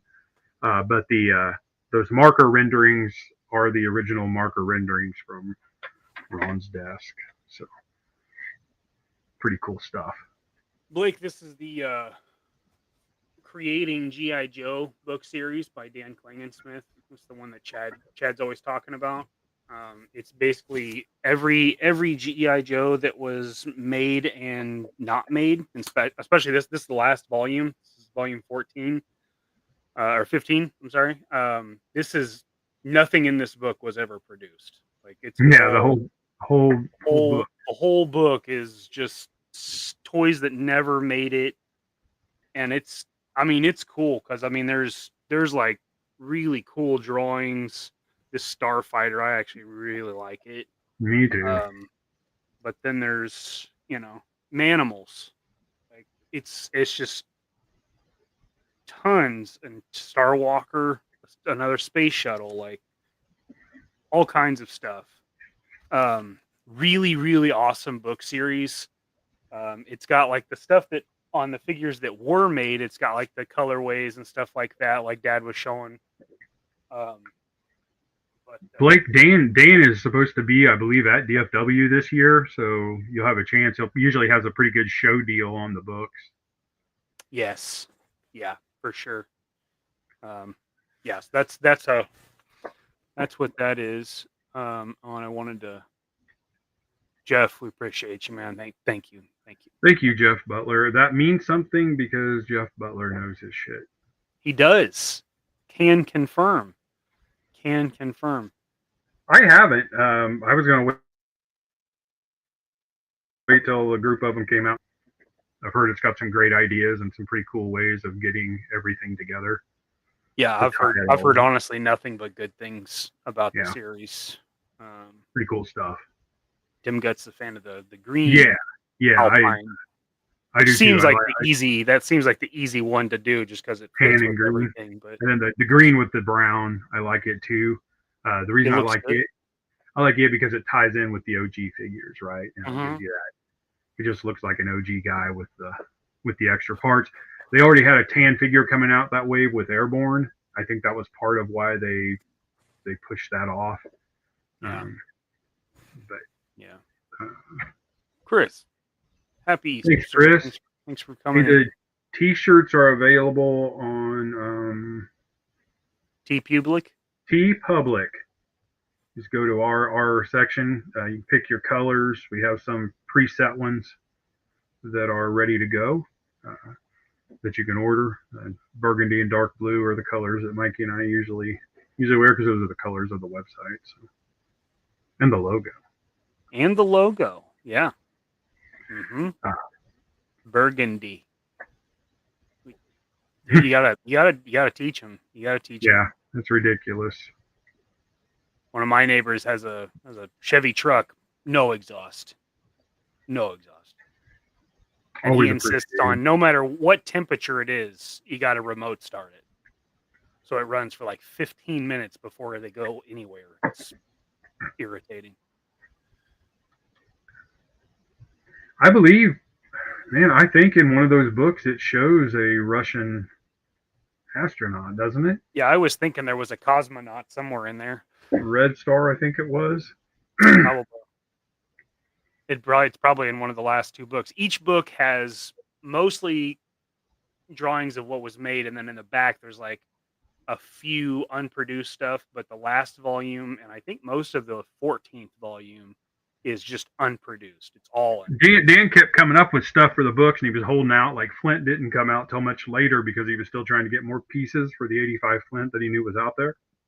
And so the book slowly became more and more, especially like the 90s figures. There weren't a lot of iterations. Dave Dorman would do a sketch. I'm using Dave because Dave did a lot of those sketches. And he would do a sketch or painting, of a figure, marker rendering, or whatever he did, whatever medium he used at the time for that character.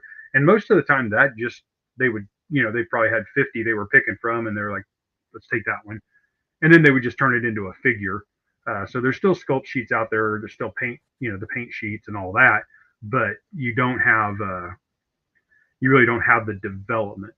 And when you so the difference between there may be a figure in one of the volumes that actually has 4 full pages of how that figure or that vehicle, the Rattler and the Sky Striker, the iterations of those two planes and Tons how of they, development. Yeah. yeah, some, and the Rattler has some killer concept art. Uh, Yes, it does. it really does. So that's all stuff that those guys have been,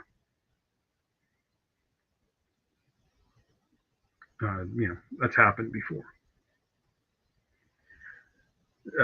But later on they kind of they were doing a lot of stuff that never got produced, and then when they had a whole bunch of stuff lined out, 95 was going to be kind of an in-between year, and then 96 it was just going to blow up again.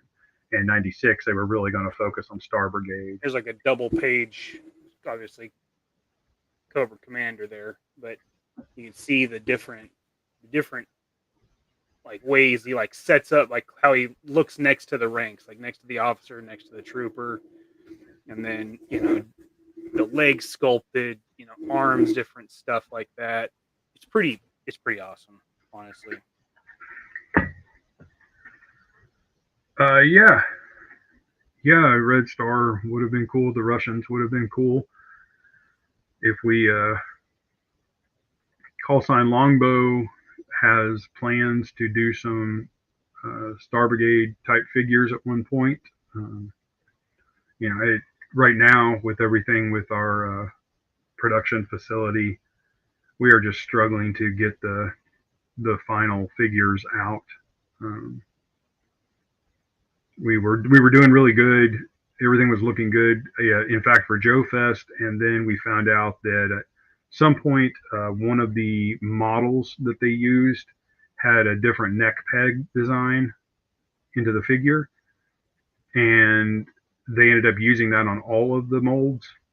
It didn't allow for turning of the heads. It didn't allow for being able to take an 80s or 90s Joe and replacing the head. And it totally was a mistake. We never figured out where that mistake was made. And that's the real reason that it's 2 months behind right now, 2 months behind the 2 years behind, is because we just wouldn't accept that. It was kind of one of those things. Our whole thing here is that it's supposed to feel like an extension of a real American hero. So if you take away one of those things that we loved about real American hero, was you could interchange the parts, right? I mean, we all love the characters, we all love the designs, but we also, a lot of us like to mix and match the pieces to make other figures or to make something new. That was incredibly important to Troy and I. Like, it had to have that capability to be interchangeable. Some of our characters, or especially our good guys and even the bad guys, are basically archetypical Green Beret, Russian soldier, Spetsnaz, just typical characters that you might want to make something totally different. Maybe you want to army build the Spetsnaz troopers, and you should, or the tracksuit guy. You're going to need an army of those guys, and they're all going to need all kinds of heads. But to find out that late in the game, the molds were cut, everything was ready. We'd already approved final fit on everything, but then realized that ball joint on the head was not okay. So that put that whole thing back. Right. But Troy and I have, several years of product that we already know what we're going to do. We already know what we want to do, but we don't want to throw everything out and tell everybody like, hey, 4 more figures, are coming, because right now I can't even tell you the date that the next 6 are coming. So I don't think it's fair. You guys that believed in us and put in for the Kickstarter, I don't think it's fair to you for, until you have those figures in hand and they got produced. I don't want to tell you there's something else coming, when right now I just want to get you the stuff that we originally promised. So, but yes, I would love to do that. Troy and I would like to do, Chris, we would like to do that rock slide figure. Someone may do it before then, and that's okay. Like I say, it's one of my personal favorites, and I've always always loved the concept of that. So that's one. There was a bunch of Star Brigade astronaut figures that they were planning that never got made. Love to see those. I just love that part of it. They covered so much of it. Some of the stuff that was coming in '95 was a little but some of it was pretty legit, you know. But that was always every wave of figures from the beginning had that, you know. Yeah. You know, people love Quick Kick, but I never did. I never was a fan. I didn't understand his role. I mean, it's cool to have a martial artist that looked like Bruce Lee. That was cool, but you know, yeah, I didn't see where he fit operationally. No. But I could totally see how a laser rifle trooper fits. So you know, nobody's perfect. Right. I mean, I would say for me, I love this. Oh yeah, the X-18. That is a badass looking plane. I love everything about that. I even think it's cool that it's still kind of like Sky Striker colors. Like that was just the color of the Joe's vehicles. I think that's really badass. And then I really like both of these. The British SAS and the Israeli. I think those are super, super cool. Yeah. There's a lot of this stuff. Cool. I mean, I think there's even at one point there's an Australian desert trooper that they didn't do, and yeah, there's one guy in shorts that looks like a. Yeah, there's a lot of cool stuff that they did not make. There's a lot of cool stuff that could be made still, but vehicles are a bitch. They're super, super expensive. They are. They're expensive to produce, and unless you have a lock-in on how many you can make and get the good deals on production quantities. For those that don't know, the last half of this year, I'm going to be focusing on that. I'm going to be pushing for getting some logistic lines in place to have some stuff made here in the States. It'll have to be vehicles. I'm going to be ramping up 3D modeling stuff, 3D production. So that's going to be like, I'm going to really push that this year. Almost, I would like to make that a career.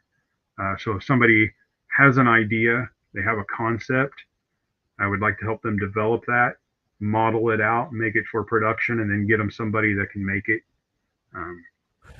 And I think right now, with the uncertainty in tariffs and all of this going on, I don't know how that's going to end up. People always ask me and Troy, like, how's that going to affect you guys?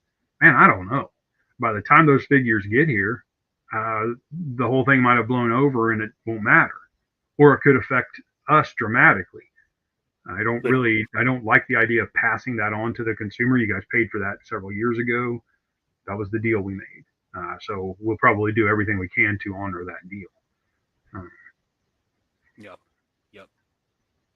Hey. What's up, Jim? Welcome, Jim.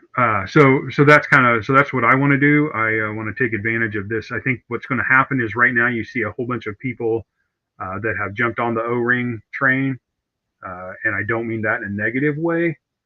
There are some great O-ring products coming. Oh, we got a new member. Whoa, Justin Booth, new member. Boy, I got something for you, and I'm excited because I made this and I haven't gotten to use it yet. So here we go. Thanks. Holy underwear! Yeah! Thank you! It is my privilege to extend a laurel and hearty handshake to our new members. This one's for you.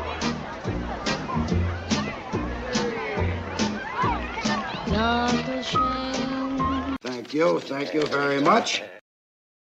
Thank you very much. That's nice. Thank you. I'm pretty excited about the blazing saddles into Django there. I was pretty happy Yeah. with that transition. Pretty good. Thanks, Justin. Very much Appreciate you, appreciated. man. Appreciate you, man. Nice to see you, sir. Anyway, that's kind of what I think that. So you have all these people jumping on the figure production. I think it might be time to start looking at what we can do here in the States. The people, you'll hear the word infrastructure thrown around a lot. That is true in some cases. We still have steel mills. We still have car manufacturing facilities right here in the States. We still have, it's not like we're having to build infrastructure from the bottom, but for something like toy design and toy manufacturing, that's going to be a little different. But there's no reason. That was never really here. I mean, it metal was. stuff in the 50s and stuff was here, but like GI Joe's, very, very little of it was produced here. Like that is true. Figure production has always been from the East. Even Star Wars, the Mego 3 3/4 figures, all that stuff was made in China, Hong Kong. But even in the 80s, I remember watching a documentary about Kenner and a Kenner factory in Rhode Island, I think, Rhode Island or Massachusetts, where they were making Millennium Falcons and AT-ATs and assembling them. Yeah. Well, the main reason that the figures went to China was the paint applications, right? Because here somebody is going to want more than, at that time, $3.65 or whatever it was an hour for minimum wage. Here, no one would do that. No one would want to do that. So that is the trick. But if you can find if somebody can manufacture light socket covers or electrical socket covers, really making a toy would not be that different. It's just finding the right plastic, the right access to tooling. Those things. The most recent project I worked on with somebody with a product that was manufactured in the United States. It was cheaper for us to have the molds cut in China because of the EDM style of mold building, which isn't, you don't route it. You route kind of the cavity out with CNC, but then you burn the shape of the mold into it with a copper conductor. That takes, they do have that here. It's just very limited, and the people use it on small items, so a vehicle would be a little different. But that's what I'm going to spend some time working with some manufacturers here in Missouri, even that have shown willingness to quote out some product. Longbow has some product that we would like to make, and some others and stuff that Mikey and I have talked about, things I'd like to do. So that there's still, I think that there is a path there. But I also do have, Chinese connections, factory connections in Hong Kong, in China. So I think it's a pretty cool thing to offer. Is to say, hey, I can help you get it to this point, and then teach you how to deal with the factory. One thing that I have learned is that document control is huge. If you're not using some sort of project following tool, it doesn't have to be Microsoft Teams, but it needs to be something where you can say, like, no, here on April 5th, I sent you this, and you marked it as received. That was the newest version. And that way you have a way to keep track of the versions of information you're sharing. So you can go back and say, like, oh, okay, yeah, remember in January we talked about this. Here's the discussion we had.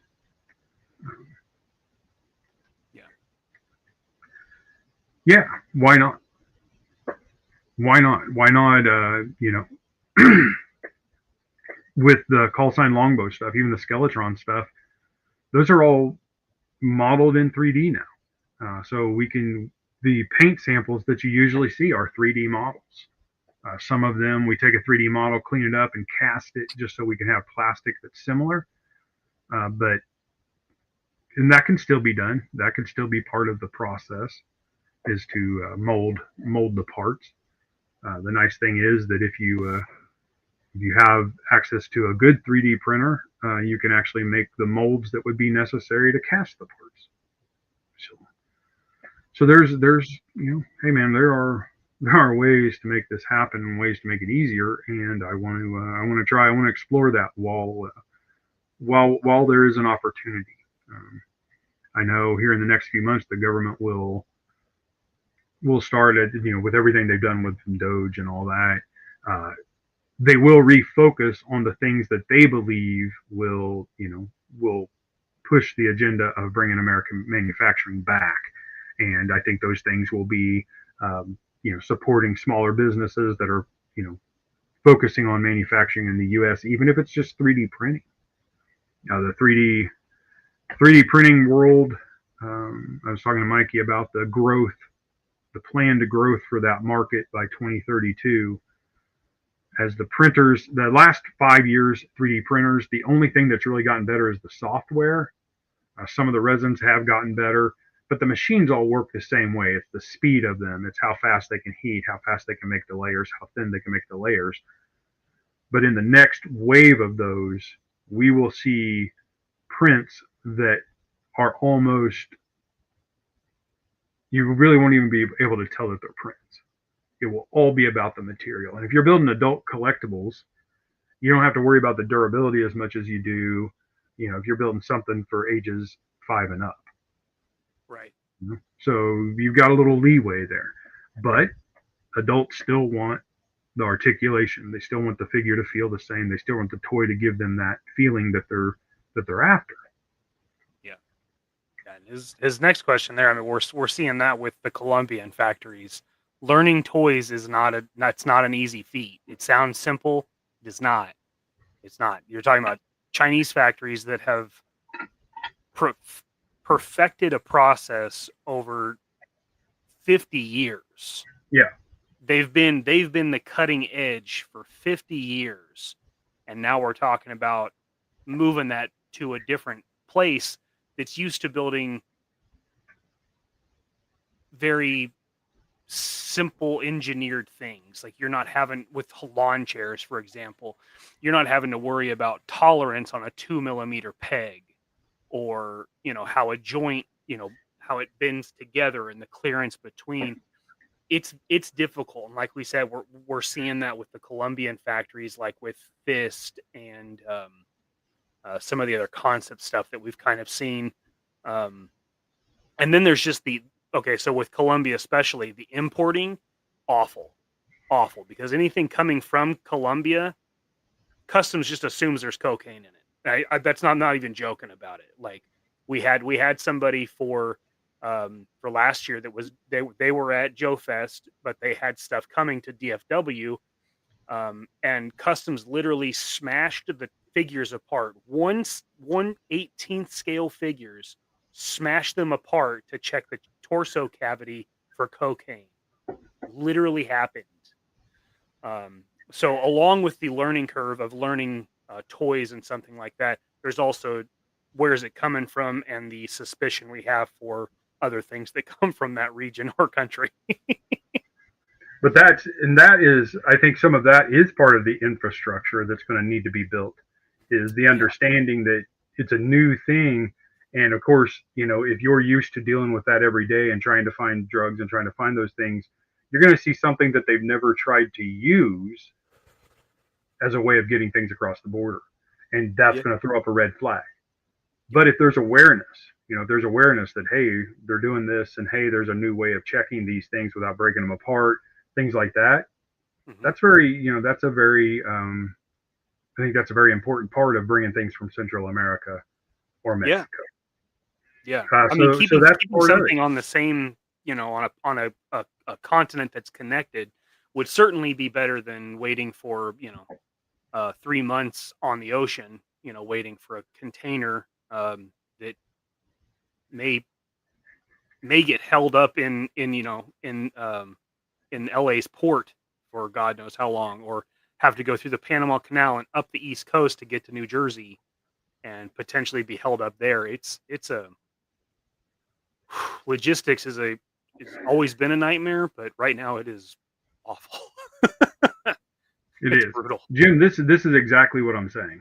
Is we'll get it's going to take some industry, not necessarily insiders, but the people that, worked with some of the Chinese factories early on, worked with some of the factories early on to pass on that knowledge of how we communicate those things.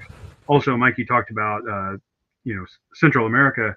It's also a cultural difference between Central America and China and how their manufacturing works. True. So you have to. It's great to have somebody that that is from that area or from that region that can say, listen, don't say it like this because you're going to offend them. But if you give them this and this, they'll do anything you say. Sure. Because that's the culture there. And their interpretation is very literal. Very. Which the Chinese have been too, but because those factory reps are in place where they can hone in what will be interpreted and what is being conveyed from the designer company. Something too to think about is like Ertl Toys back in the 70s and 80s, 60s, even making tractors and stuff like that out of metal, and then they had model kits, and then all that stuff was using that technology and using that knowledge. It's just a matter of reteaching everyone the difference between making something that is just a piece that you buy at a store versus making something that you can assemble and play with, right? The Chinese do have that down pat. They know that better than anyone. So it's just a matter of it's finding factories that want to learn that see that same value in creating that infrastructure here. And I guarantee you there are plastics people here doing injection molding that would jump at the thought of, wait a minute, I hadn't even thought about that industry. Knowing that if things do turn for the worse for the economy, toys are probably going to go on the back burner, and toys are going to be expensive no matter where you make them or buy them or sell them. So you got to keep all that in mind. There's so many moving parts right now, but those people that grabbed those things, they grabbed onto that anyway. They decided at some point, like, holy cow, I can make milk cartons or water bottles. We could just turn those out. All I need is this, this, and this. And then they figured out how to do that, and they do that every day. Those people are looking for the next thing. What else could I add? What else could I make for more than 5 cents, where I don't have to make 30,000 of them or 100,000 of them just to pay the electric bill? What else could I make? And is it viable? Is there a way that we could do it? That's what I'm going to be looking for in the next few months. I'm going to be trying to find people like that to get on board, to want to do that, to be part of that. At the same time, understand that if a company, like Gridiron, can make a vehicle, then maybe that's where we're going. Maybe we are going towards 3D printed everything. I know 10 years ago that was the fear, right? It was like, oh my God, dude, 3D. They'll be able to make guns. They'll be able to make toys. They'll be all these people are going to put everybody out of business. Maybe, but at the same time, they're going to be putting a bunch of people in business. Sure.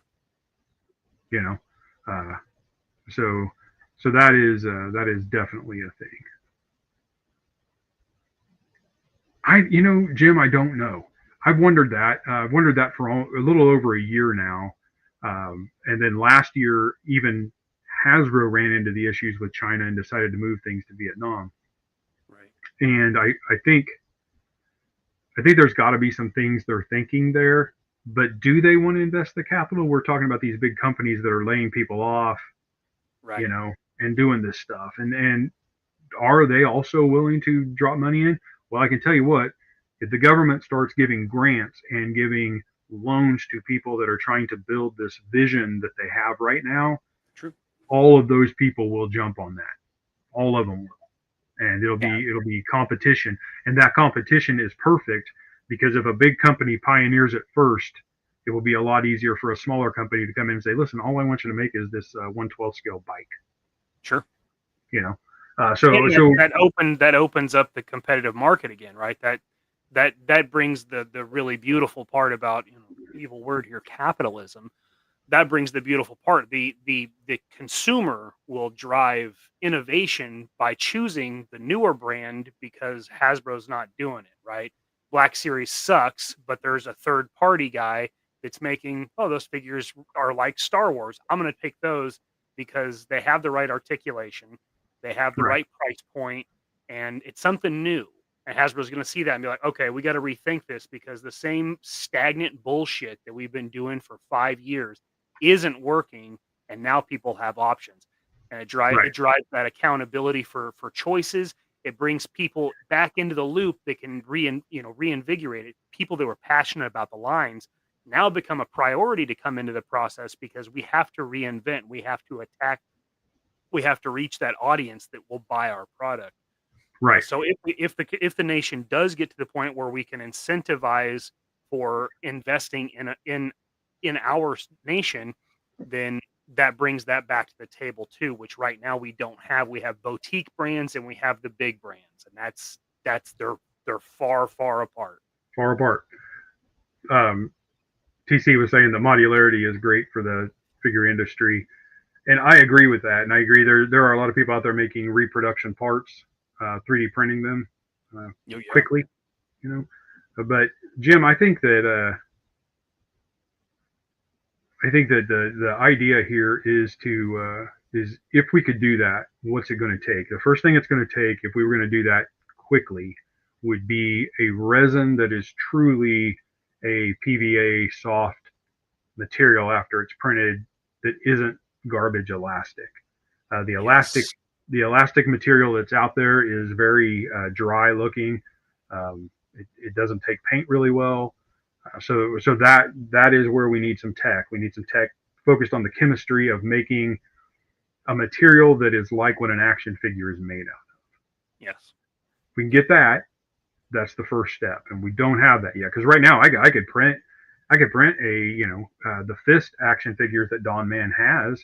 He's made those available to his Patreon members. You can print out every piece of those. Yep. But you can't pop the joints together because your resin just isn't there. So I think that's a big part of it. And that's oh my God, Mikey, Woody joined. Woody, my guy. All right, this one's for you, pal. Holy underwear! Yeah! Thank you! It is my privilege to extend a laurel and hearty handshake to our new members. This one's for you.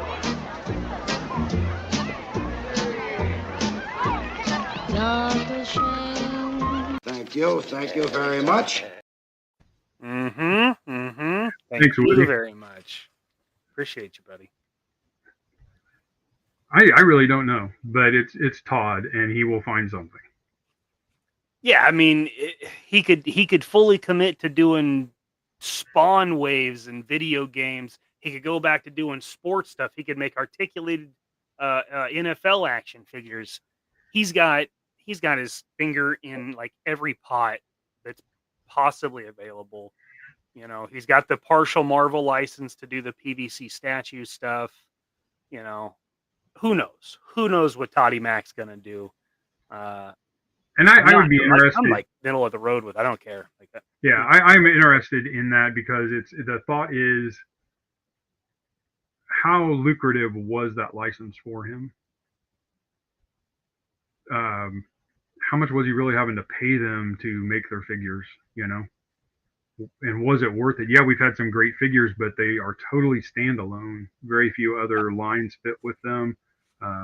Which, I think that was part of his vision, was to make it so that, that happened. It's like Beta versus VHS, right? You have the guys that made great Beta progress and made some incredible things, but they refused to play with everyone else. And in the end, that hurt them.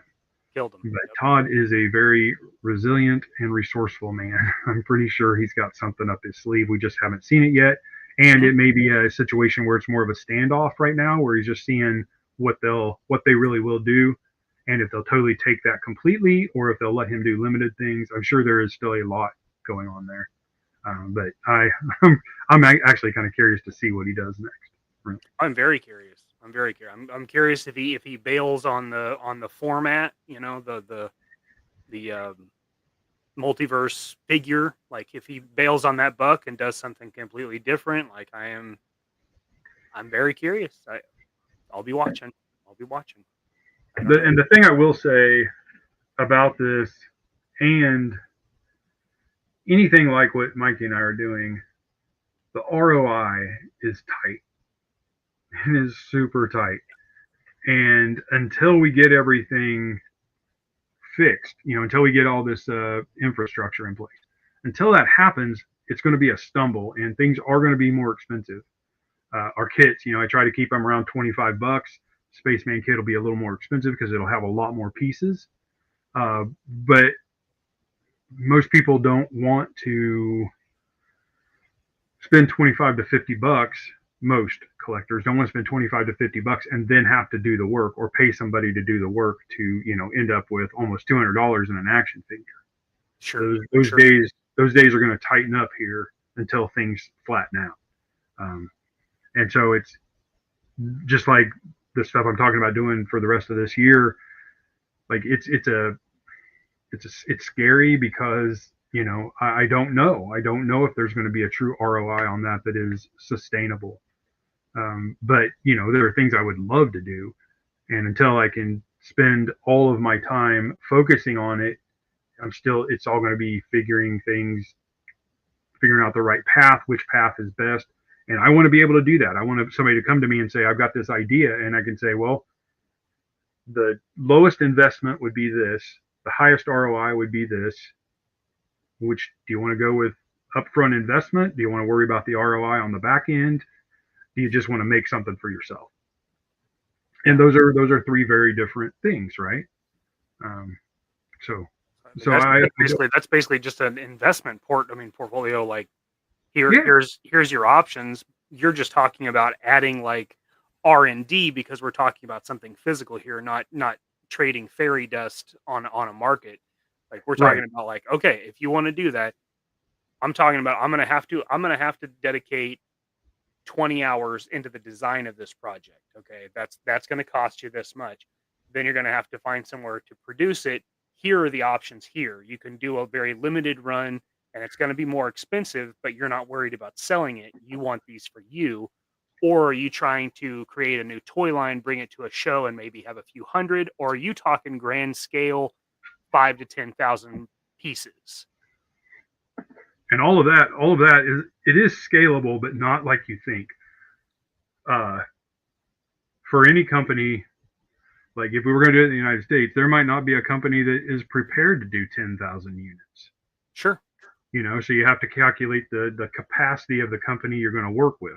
This company will do it for a really good price. Shipping is going to be cheap because it's built right here in the United States. We got all these things. You have to look at everything. Everybody focuses on how much a piece costs. Oh, yeah. I could get that O-ring figure made for $8. Right. Okay. You gonna get it here for $8? No. Probably not. How many are you gonna have to make? Are you gonna be able to sell that many? Most O-rings from the other companies, you know, sell about 1,000 units, and then it kind of dies off. So you really got to think about that. Yeah, you made a good deal to make 2,500 of them. What are you gonna do with the other 15? Yeah. You know, so you really need to know that market. I think that's why so many people like Fresh Monkey Fiction do the pre-orders, because they know how many they're going to be able to make. They know what their profit margin is going to be, and they know how they can handle that. And they're smarter the next time they come out with a product. They know what the value of the product is, and value doesn't mean just how much it costs to make it, but how much someone is willing to pay for it, and how much you can do with it, right? So yeah. And if you're not going to, that's all kind of boring stuff. If it's not going to sell immediately, you're going to have to figure out where you can store it. Then you have to factor that cost in. Is it worth it to get the price break to make, you know, 5,000 of them instead of 2,000? Is that price break worth it? Because you're going to end up sitting on 2,000 of them and paying storage and lot fees. Yeah. Where are you going to potentially a container of figures? Like that's a burden. That's a financial burden. It's a physical burden. It's a lot.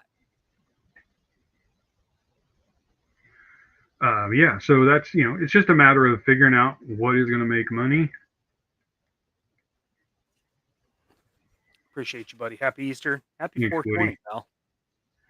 Yeah, I think so too, Blake. I'm still trying to understand all that, and I haven't spent a lot of time digging into it. Yeah, I'm curious if his superpowers line, if that's touched, or if the number 7 POA or whatever those are, if that's touched. I didn't look into it like at all.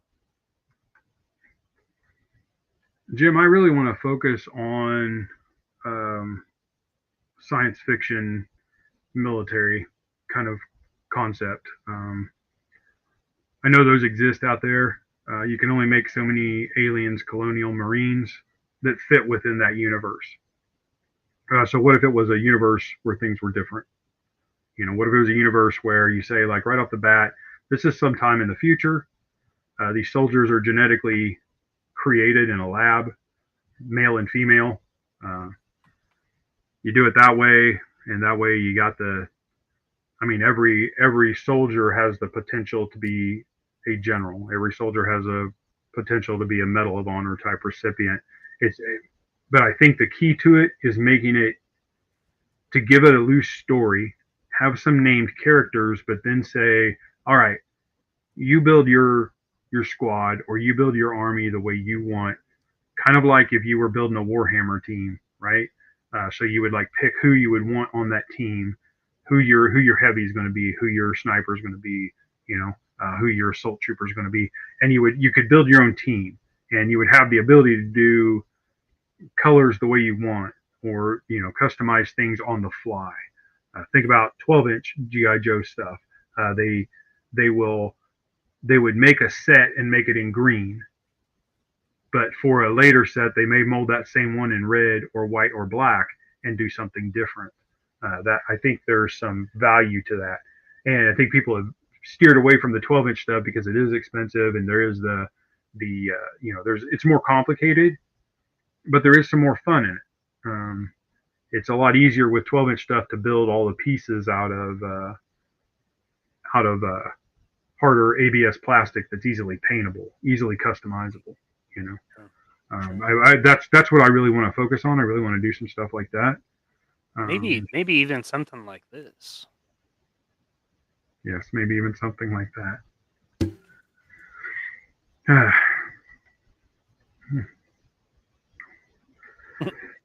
Oh, I love that. Yeah, I think that's pretty cool. Big fan. Big fan. I would like to pre-order that, but I have not been able to pull the trigger on it. So here's the thing about cowboys. Oh. And here's also the thing about pirates. We have a model out there of a company that focuses on Western Old West toys. Is there room for more Old West toys? How deep do you have to go? Could I just make a couple of figures and everybody be happy, or is everybody going to want 20 figures so they can have a bartender? How far do you want to go? How much world building can you do? Because I really like 1/12 scale because of it's the perfect combination of this, not having the size of a 12-inch figure and having more detail and playability than a 3 3/4. They're not as fragile. So there are things out there, and those are, I think there are people actually possibly working on pirates. Yeah, I think the trick is to find that, to create a world where you've kind of got a little bit of everything, where you can see the references to steampunk, you can see the references to the 50s style military or sci-fi. If you did that and you think like, okay, well in this universe, it's going to be more like there are these races of characters or whatever, and they're just at a different time, like Fallout game, right? That gives you an idea of how technology in the 50s would have been if it advanced and never advanced as a society, but the technology got better. So you would have that Buck Rogers style, for their military. There's lots of stuff you could do and lots of fun you could have with it. Yeah. Yeah, for sure. for sure. Yeah, I'm actually kind of working on a 12-inch project with somebody now. We'll see how that goes. Yep. Yep.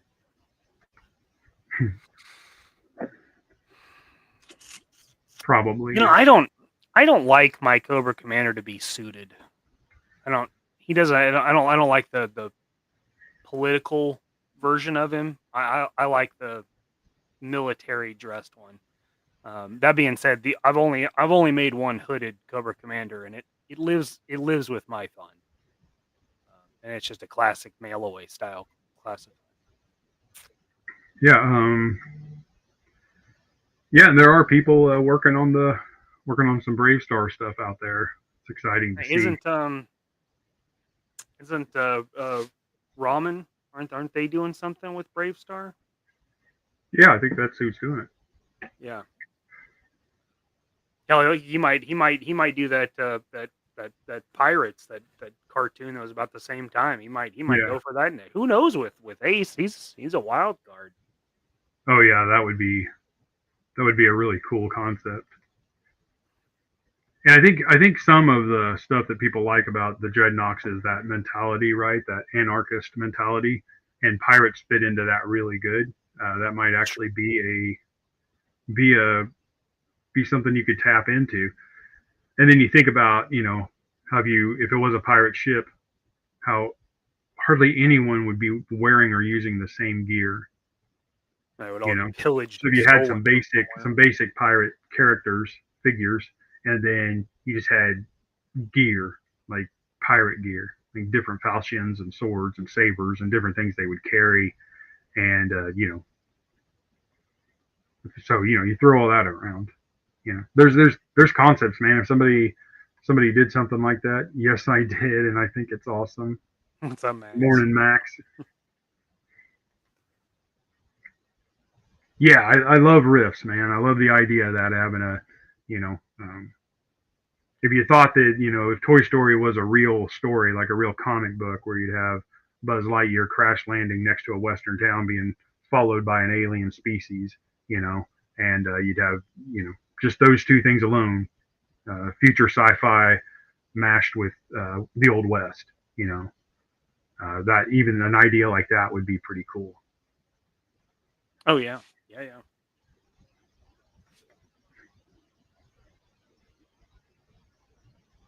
Oh yeah, Blake. The chicken fried, they make some great things, and they sell out of some of them. But you get to a point where you've got so many, like, you can tell what sells and what doesn't.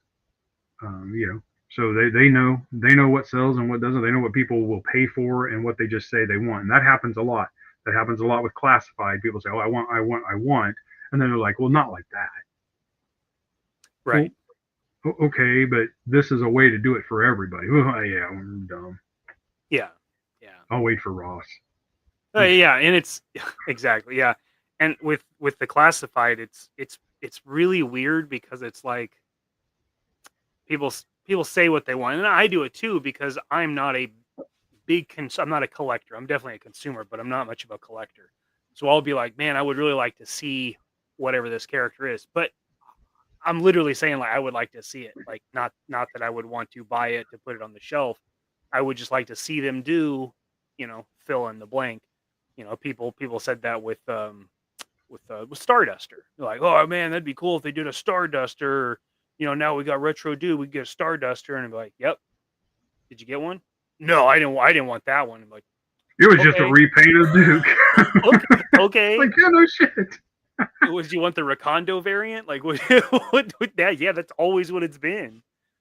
Yeah, it's weird. I don't feel bad for Hasbro by any means. No, I don't either.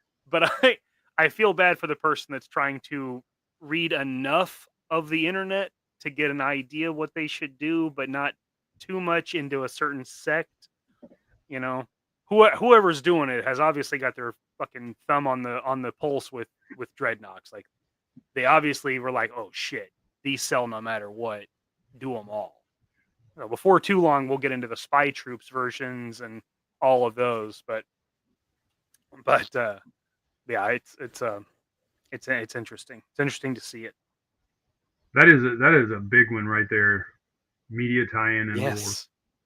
Yeah, you have to So you have to drive the want other than nostalgia. Nostalgia just can't be a sustainable drive for purchasing forever. Like it just right, you need something. You have to keep it relevant. And for I mean, for stuff like GI Joe and Star Wars and stuff, we have to create love in the next generation. And the next generation is getting some of the worst media that's ever been. Like you're not even trying to make me care about these characters. You're creating new characters that are two-dimensional and poorly developed. Like you're not creating a love, man. You're not. It's it's sad to see because if another generation doesn't get into it, then this all turns into model trains, and as soon as yeah. we're gone, it's dead. That sucks. Truly. That would be cool. That would. But be again, that group of customers that would buy that, consumers that would buy that, is fading away. Anime figures sell because they have great tie-ins, they have cartoons, they have cards, they have all these other things, which do cost money. But if you go into something and I can give you a concept and say like, okay, here's what the story is. Now you take it from here, and every little bit I'm going to give you an update on what's going on with the main characters. You're going to know what they're doing, but I'm going to make this universe so full that you can say like, oh, well, this guy's from this planet. I found this planet in the guide, and this is interesting. So I picked this planet because it's a rough planet. It's post-apocalyptic. So that's what this guy looks like. Oh, okay, cool. That's cool. I could get into that. Oh, these guys are swordsmen. Okay, well, let's do something cool with that and pull it into the lore. And we were talking about Rifts. Rifts is an example of that. The Heroescape game, the RPG that came out. I don't think it was actually an RPG, but it had the cards, and they had miniatures, and they were characters from all different times and universes.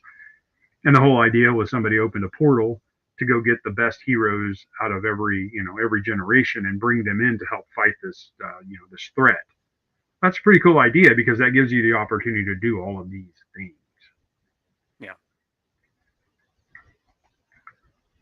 Yeah, Max. The thing is, like, a lot of people are looking at having to move into smaller houses. When you rent, and somebody wants $2,000 a month for a place. It's hard to say that's okay when I could be paying 12, but where am I going to put my toys? Man, that sucks. That you got to make that decision, but you do have to think about that. Yeah. So yeah, if you scale down the collection, I think that was part of what happened with 12-inch GI Joes. Nobody was really collecting them; they were just buying them to play with them. So.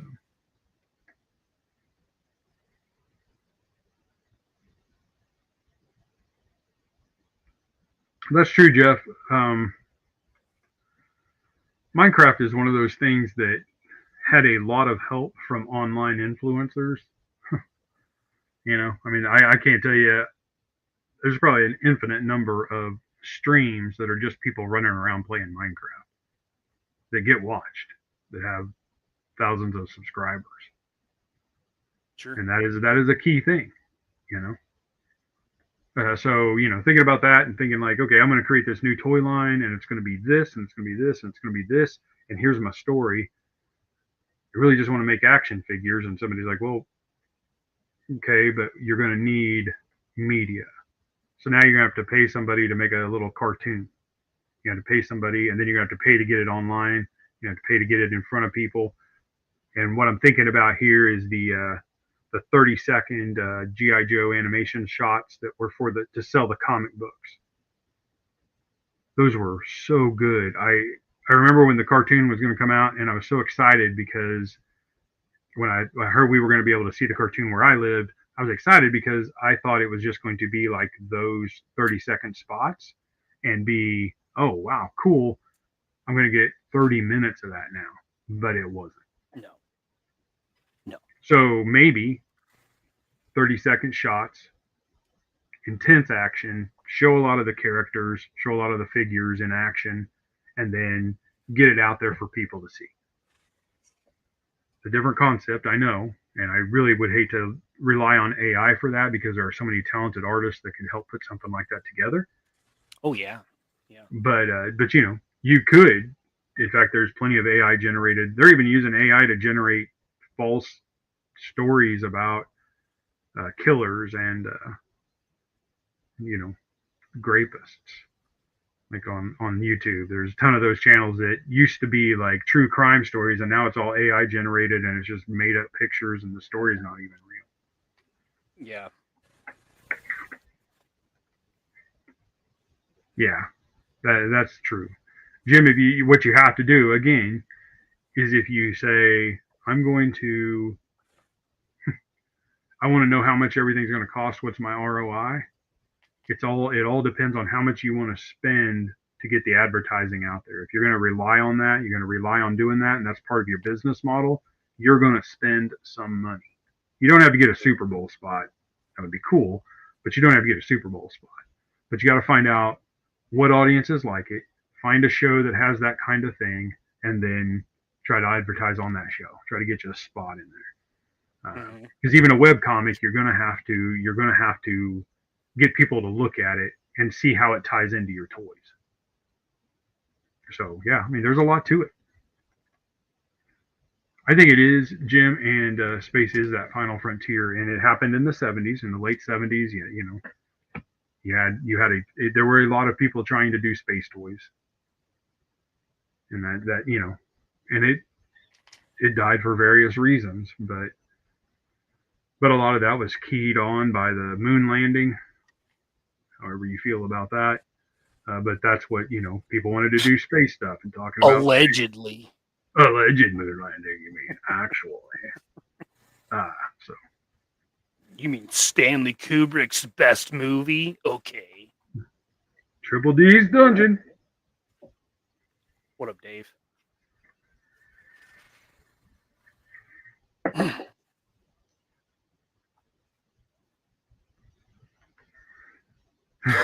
Dan, I wouldn't be surprised. Damn, that's in 3 years. In 3 years, it's just going to be a kiosk. It's just going to be a row of kiosks showing delicious fruits and vegetables. Put your VR headset on, passes like smells and stuff. Like, oh, this is a fresh cucumber. God damn it, that's gonna piss me off. That'll be my final descent into being an old man. Yes.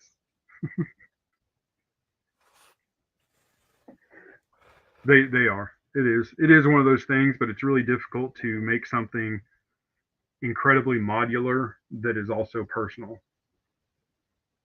And the detail is so important on it is on very, very much so. Dioramas and stuff, like, man, big part of it. Cool.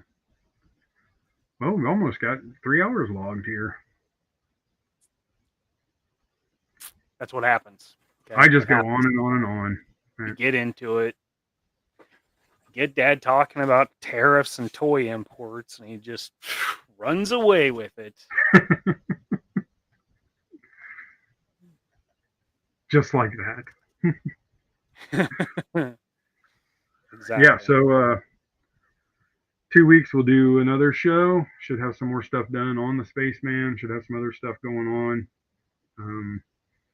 I'm just going to keep filming the stuff, and we'll go through it, and I'll show you how it gets developed and the process. This one was a long one because this was really the second big step. The design is the first step. Actually, that silhouette is the second step, and then you just keep going, start narrowing everything down. At some point here, I'll 3D print some of these parts just to see how they look on a figure, and then start modeling them, true models of them. So there's going to be development.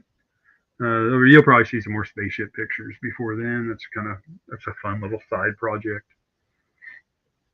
But yeah, so that's what we got going on. What you got shows this week, Mikey? Yeah, we've got JMK Customers Live Wednesday night. Be continuing some work on the sci-fi build. Full disclosure, I did get a little carried away this weekend, and I worked on it when I shouldn't have, and realized it after the fact. So we'll continue work on the sci-fi kit, and then Thursday, Zach and I are gonna figure it out. 9 o'clock Central Time. And we don't have a topic yet. We haven't picked it yet. So Zach and I we have to figure it out even more. Which that's what it is. Outside of that, that's as much as I've got going for now. I just keep working on these customs. Try to get a shitload of them done. Yeah, we got a lot to do. 2 back-to-back weekends of show and tell. We've got it. It's coming fast. Yes. I've got a show with Headcanon tomorrow night, 9 Eastern. Then Wednesday night, I'll be Ed McManning your sci-fi build. That's right. That's all I've got going on this week. That's more than I usually have going on, so it's kind of exciting. That's true. It's a little more than you're accustomed to, but endeavor to persevere. That's right. So, with that being said, everybody, appreciate you watching today. Happy Easter. Happy 420. I'm sorry tomorrow's Monday. We all have to deal with that. Love y'all. Thanks for watching. Game over, man. It's game over. Eat my short. Go fuck yourself. You shut your mouth when you're talking to me. Flush that turd down the drain. Avenge me! Avenge me!